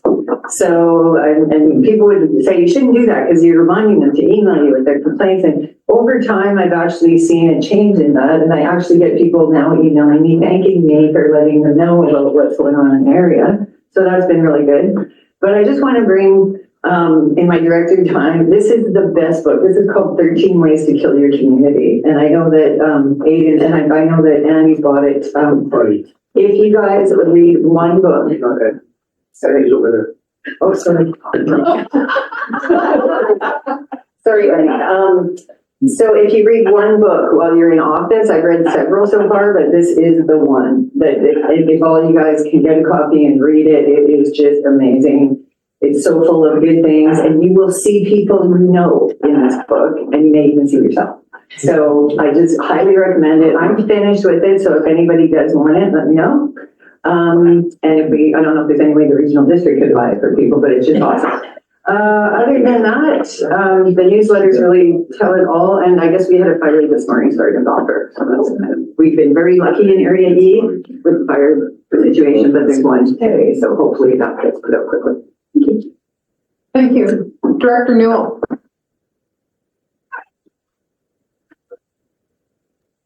Sorry, there we go. I want to thank people for their thoughts during my hip surgery. The healing's going along nicely. Not to talk just about me, but it's my report, so I'll share that. And I just want to make a comment. We're on the hospital board, and many of us contribute to various hospitals in various ways, foundations and what have you, in our region. The Trail Regional Hospital is quite extraordinary, and they did go on a recruiting drive to hire some new, I think they're called orthopods, orthopedic surgeons. They also went through the foundation on a fundraising program for a special bed for anterior approach to the hip replacement, which is dramatically less intrusive than the side access and or through the posterior or glute area. I was fortunate enough to be the 12th person that Dr. Yelkram operated on through the anterior approach, and the healing curve time, because of so less intrusive of damage, is really quite extraordinary. I just couldn't quite make it today to the boardroom. I had a little bit of pain last night, tough night. Not to talk about me, it's just I thought I was going to be able to make it, and I can walk now without crutches or a cane, and that's 18 days in. So it really is quite amazing, and thumbs up to the Trail Hospital, to the foundation, and to us as a regional hospital board for supporting the renovations to our regional hospital. It's way easier to go to Trail for most of us than perhaps to Vernon or Kelowna or Penticton. Other than that, things tick along. I'm doing okay, and Area F is doing okay. Thanks very much. Thank you. Pickleball next week? I was going to say I'd put you in a wheelchair at UBCM, but Director Cunningham. Well, I did want to wish everyone okay at UBCM. I declined because I wasn't exactly sure when my surgery was going to be, and I didn't want to tie up a hotel room and that kind of thing. So I won't be attending, but I probably could have in retrospect, but I just didn't know when the surgery was. Thanks. Thank you. Director Cunningham. Thank you. First of all, I'd like to acknowledge that we were very, very lucky this year in Area G and most of our section, and that we have missed, and I regard, of course, to, the communities up the valley, we dodged that bullet. We did not get 2,800 strikes in the space of 10 minutes or whatever it was that caused all the fires up there. And, I think that's good. The fact is, though, we were all prepared. I think we owe a really big, big hand to our EOC and the way in which they work, regardless of what we've heard from people who said, well, you didn't do this and you didn't do that.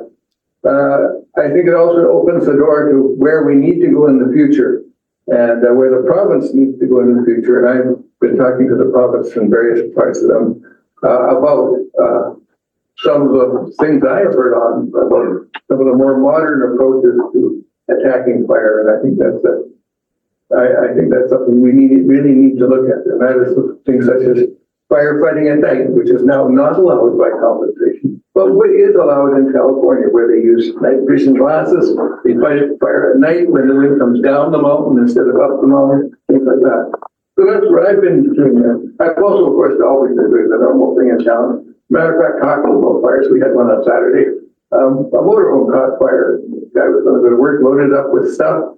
He hadn't used it for a year. He started, running good, and then the next day he starts it to go, and it goes boom and burned. I'd like to commend the Wyoming Fire Department. They handled it really well, using all the appropriate. I wasn't there, but I'm not a member of the fire department, but I still have an old fire dog. 50-year service. I still like to chase the fire truck with a shoulder. Sometimes, sometimes. But that's it. Yeah, and they did it well. And notice, for those of you, watch out with propane. Propane is a very dangerous thing because it can levy, which means boiling liquid expanding vapor explosion, which sends the parts of even the small propane bottles, very big wounds, and parts of propane bottles in all directions. Thank you. Director Pavos. Yeah, thank you, Chair.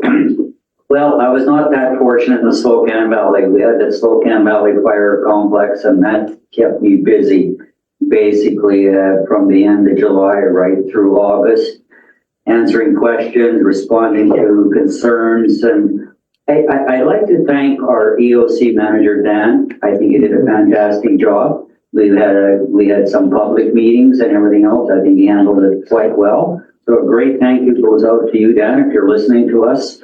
Yeah, and our other professional people that were at the OC and answering phones, they were great at their jobs. So although some of our residents complained that they were not happy with this, when I got calls, I generally forwarded them to the EOC or the BC Wildfire Service. And I think the BC Wildfire Service, when they had the Australian crew, Jason was there, and he was quite informative. And then we had another site commander from Invermere. They were all great, and their public information officer was super at the public meetings. And the other thing that I did, well, I did many things, but one of the other things I did was attended the Regional Connectivity Committee meeting along with Gary Jackman or Director Jackman, and I see he produced a written report, so I'll be duplicating whatever he said in the written report. And I think I'll end it with that. Thank you. Director Davidoff.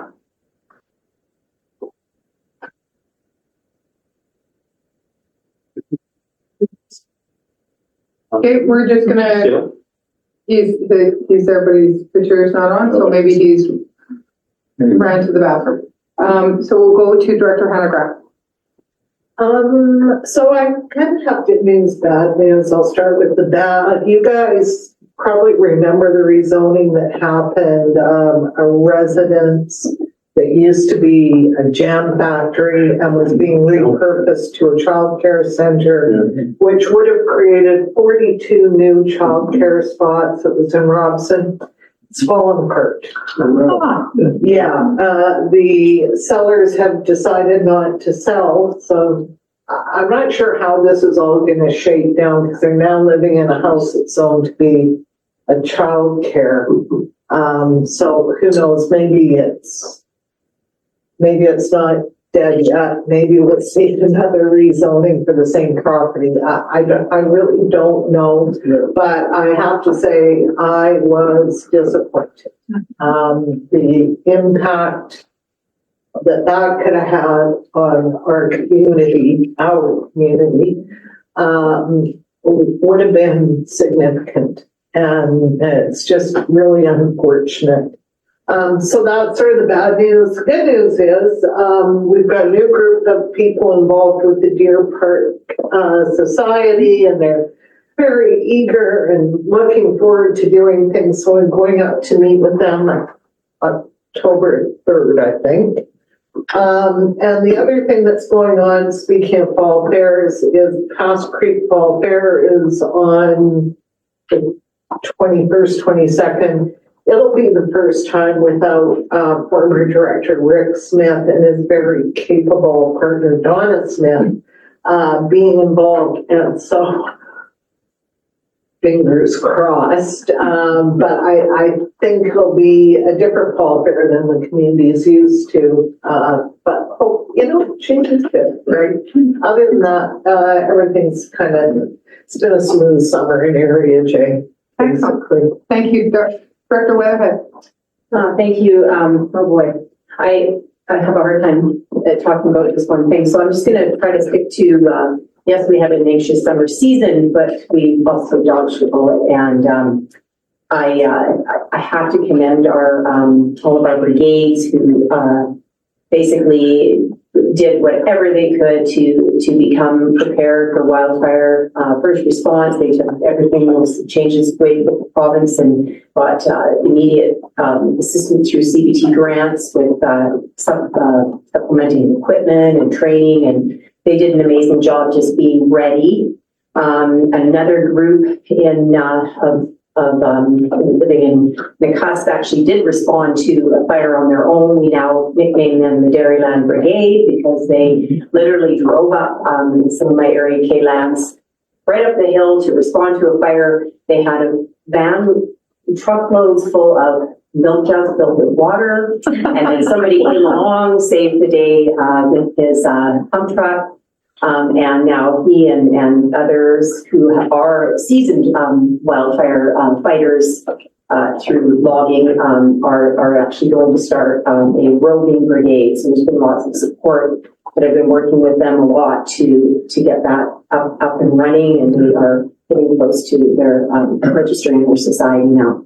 So anyways, I will stop there, but I just want to say how much our Area K residents were feeling for Area H in Slocan, and I went down to the emergency center, and when Silverton was evacuated, and I was just so overwhelmed with how many people had stepped forward saying, we have space here, we have space, and they had more spaces than anybody needed. So that was really nice to see. Excellent. Thank you. Councilor Director McFadden. Well, it's me. I'll be really quick because I want to eat lunch. I'm just kidding. Two main things. One, our Confluence building opened, our new chamber, visitor information center. Some of our act dev stuff will be running out of there. Destination Cascar out of there. And then they have joint workspaces for shared office space, open space, all for 24 hours a day. An event space in there, Southwest partner. Anyway, so if you haven't taken a look and you're driving through Cascar, I encourage you to stop at the tourist information. It is the first mass timber passive building of its kind in Canada. And so we're pretty proud of it. They've done a really good job with all the partnerships from the areas and all levels of government to get it up and running. And so it's a beautiful building. Stop. They're still doing landscaping, but I encourage you to stop and see that. And the only other thing I would just like to point out is at this table. Yeah. Director David Opp, we're just listening to Director McFadden right now. Go ahead.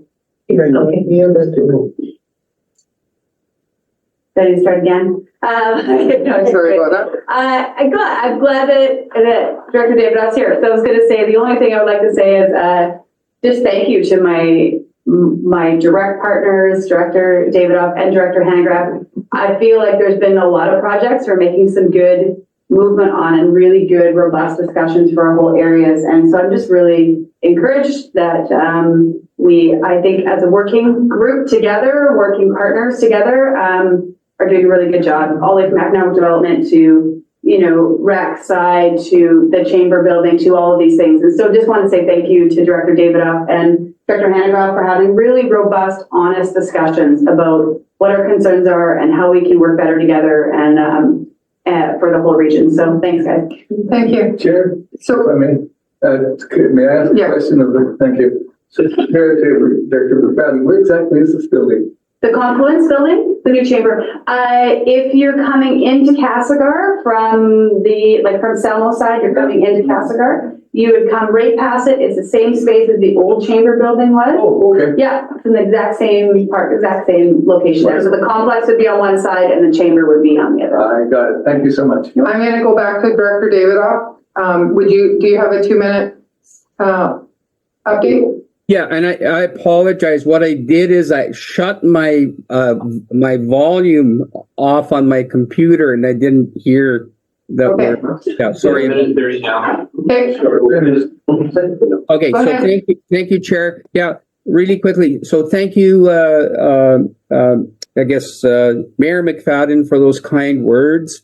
I really appreciate the fact that that we are having honest conversations that are not positional, that are actually problem solving, trying to understand how we move forward or not on different things. And that is a huge help when we're working with our partners on different things. And it's not even a matter of personal disagreement. It's a matter of understanding things and allowing the facts and data to guide our work and not an emotional reaction to anything else. And we really move forward in that. And I want to thank Henny and Marie and all the peeps at the city that we're working with. So that's really good. Just want to announce tomorrow that we have a great big community event at the Terry's Community Hall from noon till 4:00. So again, I'm seeing a huge interest in since COVID in neighbors wanting to get to know each other better. What a beautiful thing. And of course, I'm supporting that 100%. And I see, like Tom, when you do your tag 'em all news stuff, like it's that's the kind of stuff that's happening right now with the Terry's Community Hall and the corridor there. It's the same thing and Shrakers is working on that. Bass Creek has been doing it. So that's really special, really good. I am looking forward to the completion of our official community plan, and I hope we don't hit a 10th anniversary for that. But hopefully we'll get her done here in the next few months. Thank you. Yep. Thank you. I'm done. Thank you. Thank you, Chair. Director DeBoon. So just in reference to 13 ways to kill your community first. Yes, I did buy this. It was sitting open on the table when my grandson came by. He said to my wife, "Grandpa's a mayor. Why is he trying to kill our community?" So he read it and he took it literally. So anyway, it is a good book. And to Mayor McFadden, I say, "Oh yeah, our Preston Valley Services, we do the same thing you guys are doing." And we broaden our discussions as well. We have our agenda items. We bring out discussion items which are common to us and have good discussions on them and make decisions. And we try not to direct staff too much because we come up with stuff that it sometimes can be a burden on staff. And we realize that when we have these discussions, and we try to limit it to what's good for our community without pushing staff too hard, because there's lots of issues other than just what we deal with on a day-to-day basis that come up. And as an example, at UBCM, I think it's on Monday, a bunch of communities, including ours, will be discussing emergency room closures. And I'm participating because we almost have none. And neither does Gold, and a lot of communities don't. But some of the, if you read the press releases, emergency room closures are very common.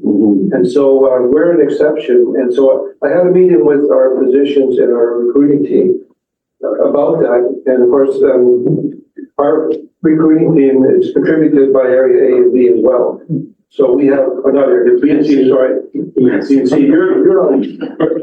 Anyhow, with that contribution, we have a very good physician recruiting team who have done a great deal of planning with the priority of keeping the ERs open. And so I do think that we have something that we can say to them, unless it's a simple mathematical matter of you don't have enough staff. But there will be a discussion that I will be involved in. And I hope that through that, if there's something we can help them with, great. But if not, we all need solutions to keep the problems from getting worse. So it's a worthy discussion. I'll just leave it at that. Thank you. Director Hewitt. Thank you, through the chair. First, I would like to publicly offer my condolences to Director Watson on her loss. And I was able to attend the opening of the new chamber building, which was council supported me in that. So it was sort of twofold to see it for interest, but also to do some spying to see whether it's an option for our hospital board meetings to be held there. So Stuart, if you're on, he's on. Not anymore. Yeah, he's there. Oh, okay. So definitely something to look at as an option for our meetings. It's a perfect space for that. And I was, last Friday, I attended the announcement for the MRI suite at KVRH.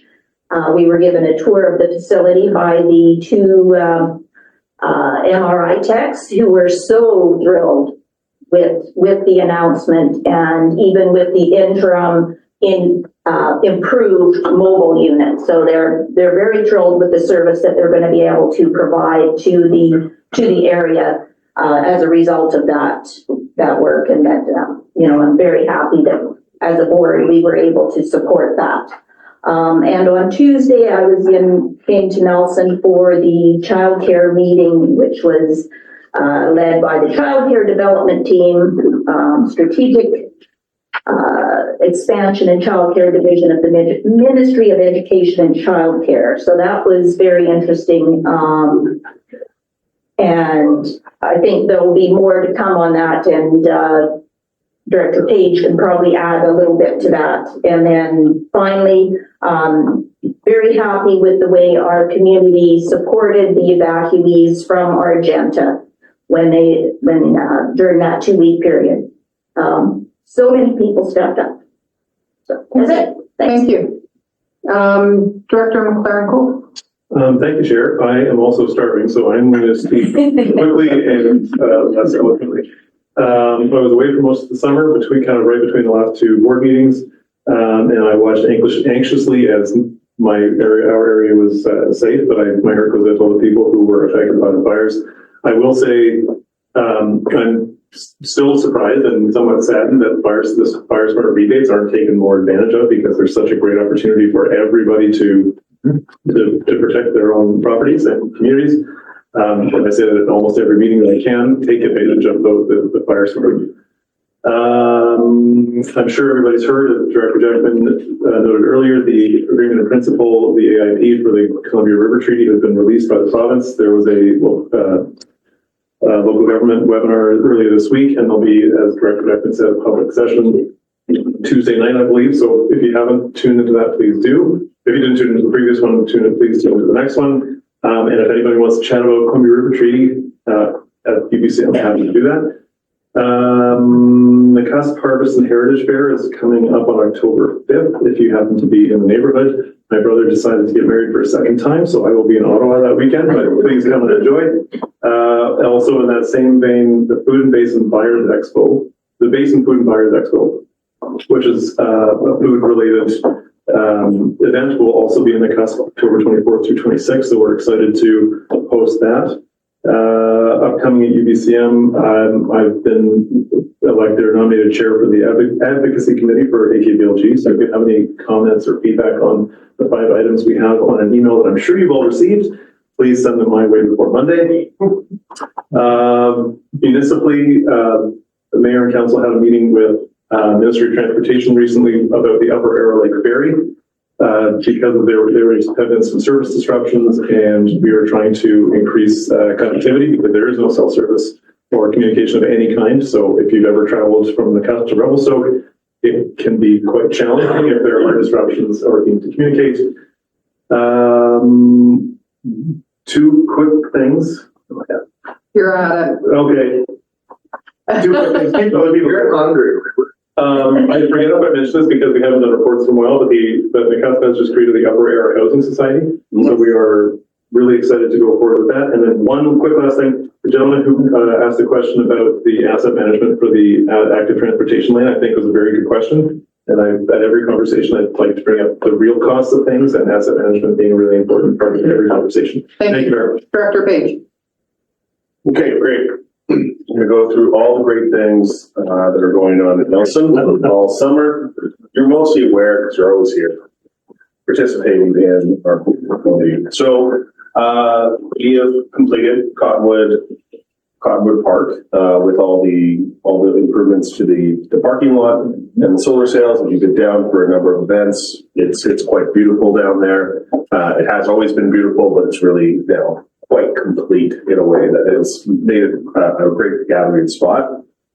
Unfortunately, there has been bad news for the Civic Arena. We will not be opening until December at the earliest. The structural work at the Civic Center shares a wall, and it is considered one building, and that wall requires reinforcement. And so we are using the arena as a staging ground, but we will then be monitoring snow loads in the arena. After that work is complete, and potentially closing during heavy snow days because there's been signs of distress within the trusses there. So there will be work that will be planned to reinforce the trusses into the future. The pier is open. The official opening is this Saturday from 1 to 4. We'll have music and food and vendors. It should be quite beautiful. If you haven't had a chance to jump in the lake at the end of the pier, it is quite a nice swimming hole, and families are certainly enjoying it. We put aside some pre-development funds for affordability and supported both the Bell Street project with Nelson Shares with $5,000 that they've leveraged to get another $5,000, which they've leveraged to then go get money from CBT and the province, as well as the project that is being propositioned beside the rec center. So both of those are going to add anywhere between 35 and 50 units apiece of affordable housing, but they're in that planning stage. But what I wanted to highlight is by initially allowing them to come in with a very small ask for $5,000, they've been able to add on to that and to get to the point where they can be very detailed design, which is moving them forward. The economic development has just posted a job application for a Happy Pad ambassador. It's a student-based wage subsidy, and I really encourage people to look at that program. And if you know a candidate for that program, the whole point is to connect with local residents and look at their units and figure out how best to position them. Happy Pad curates, does background checks, deals with payments. It's a nonprofit, and the whole goal is to have high quality tenants within that curated pool of applicants, so that people who are hesitant to put their units online or spaces in their house online can do that. This is coming out of economic development, specifically around recruitment for healthcare workers and childcare workers and the kinds of professionals. I'm still going to go. No, you're like at 4 minutes. The final thing is Don't be disrespectful.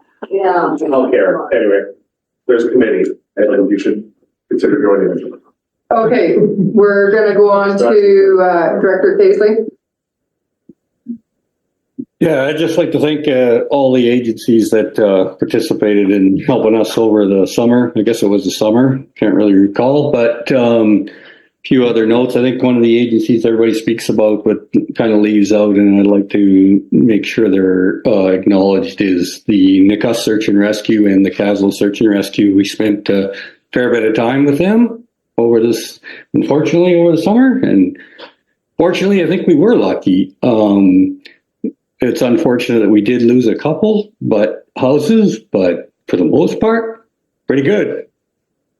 And there are a few other things our staff is dealing with is we're having quite a few subdivisions in the area that we expanded to in Denver. It's called Denver Siding. So there's been lots of movement in that area, and we're glad to be able to award a contract to Renton Industries for putting in our pump house so we can get our 2 new wells up and running, so that we don't have that worry if we actually have to have a problem again.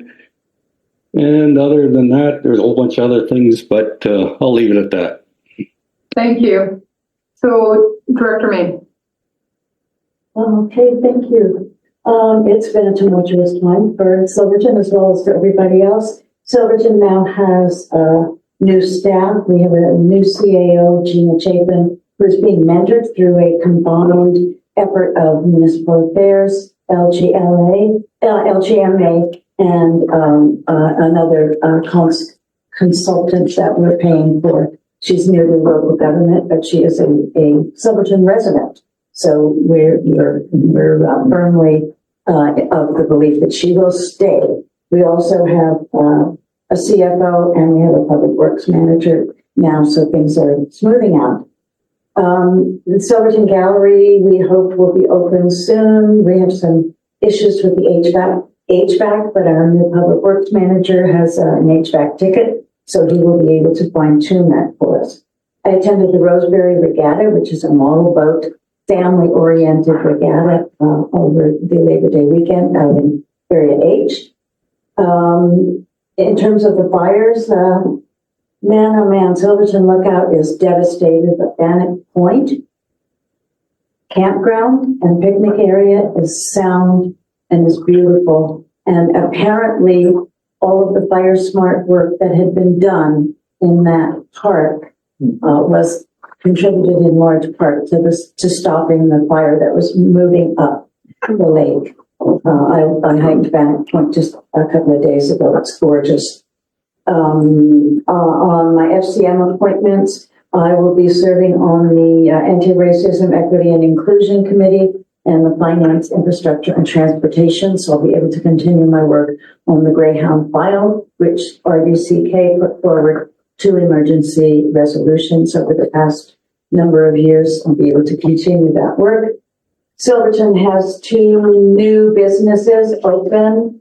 New Denver and Silverton has New Denver, the Fireweed Hub, which is co-work and food hub space. And in Silverton, the Silverton General Store, which is, it is a general store. It has a great ice cream bar and has antiques and has food and all sorts of stuff. And it's starting to be a really nice drop-in center that is helping the community to heal. Thank you very much. Director Lund. Thank you, and apologies, I will need to pop off at 1:00. But just echoing everything that everyone said, huge thank you to all agencies and especially our EOC staff and emergency services for supports through this crazy season. And the other piece, our chief administrative officer is going on mat leave as of this week. And so we've hired an interim CAO, Trish Janelle, to support us.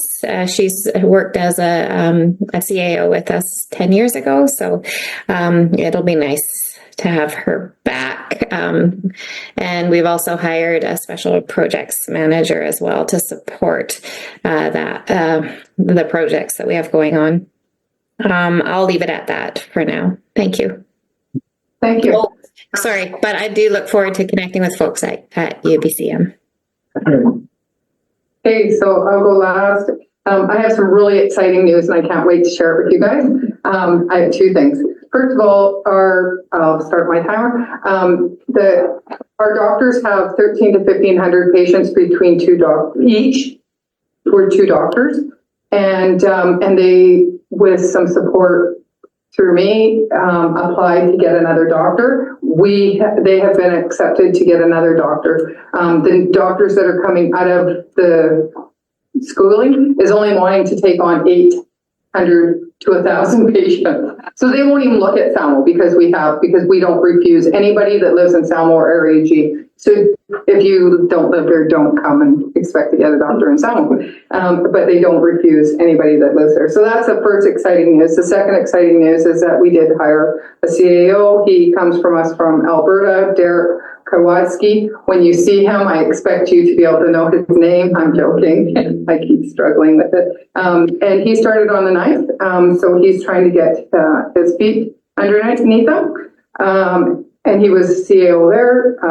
Our third thing is our Fire Smart. I've been told by Dan, and I don't know if he was just trying to boost my ego up, but he said that Salmo and Area G has been the biggest uptake in Fire Smart assessments this year. And I have been speaking about it constantly when I go out, like, how come you haven't gone and done this assessment? So that's great that people are, especially when fires are getting a lot closer to home and we're not just seeing it on the TV. It's affecting us. And with lots of us have friends and family.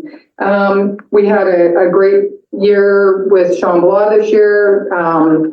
Nothing that went crazy. Yeah, we won't even go there.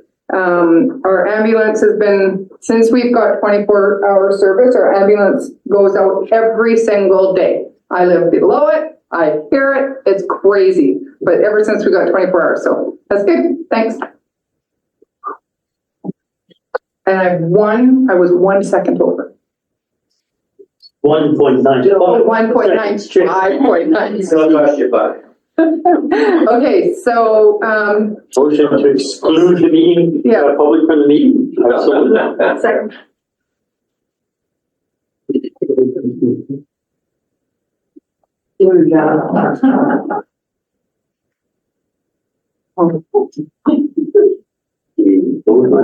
Oh yeah, all in favor, sorry. I said it in my head and I didn't. Sorry. You serve a little tiny purpose signature today. I'm like, I said it first. Your head wasn't talking out loud. Okay, I need to go to this. Here, we gotta move to the. We got. Who needs to, there's the section 90 as well as closing the meeting. Oh, I had to take these classes off. Sorry. Well, should people be removed before we recess and reconvene? They're still here. There's still 3 or 4. You mean online? Yeah, online. Recording stopped. So 1, 2, 3, 4. I will. Extras. Still 3 people. Yeah, they're working on it. I'm not sure who. That's us. That's you. That's us. This is one. You're getting a Wendy's. Christian. You're getting a Wendy's in Castle.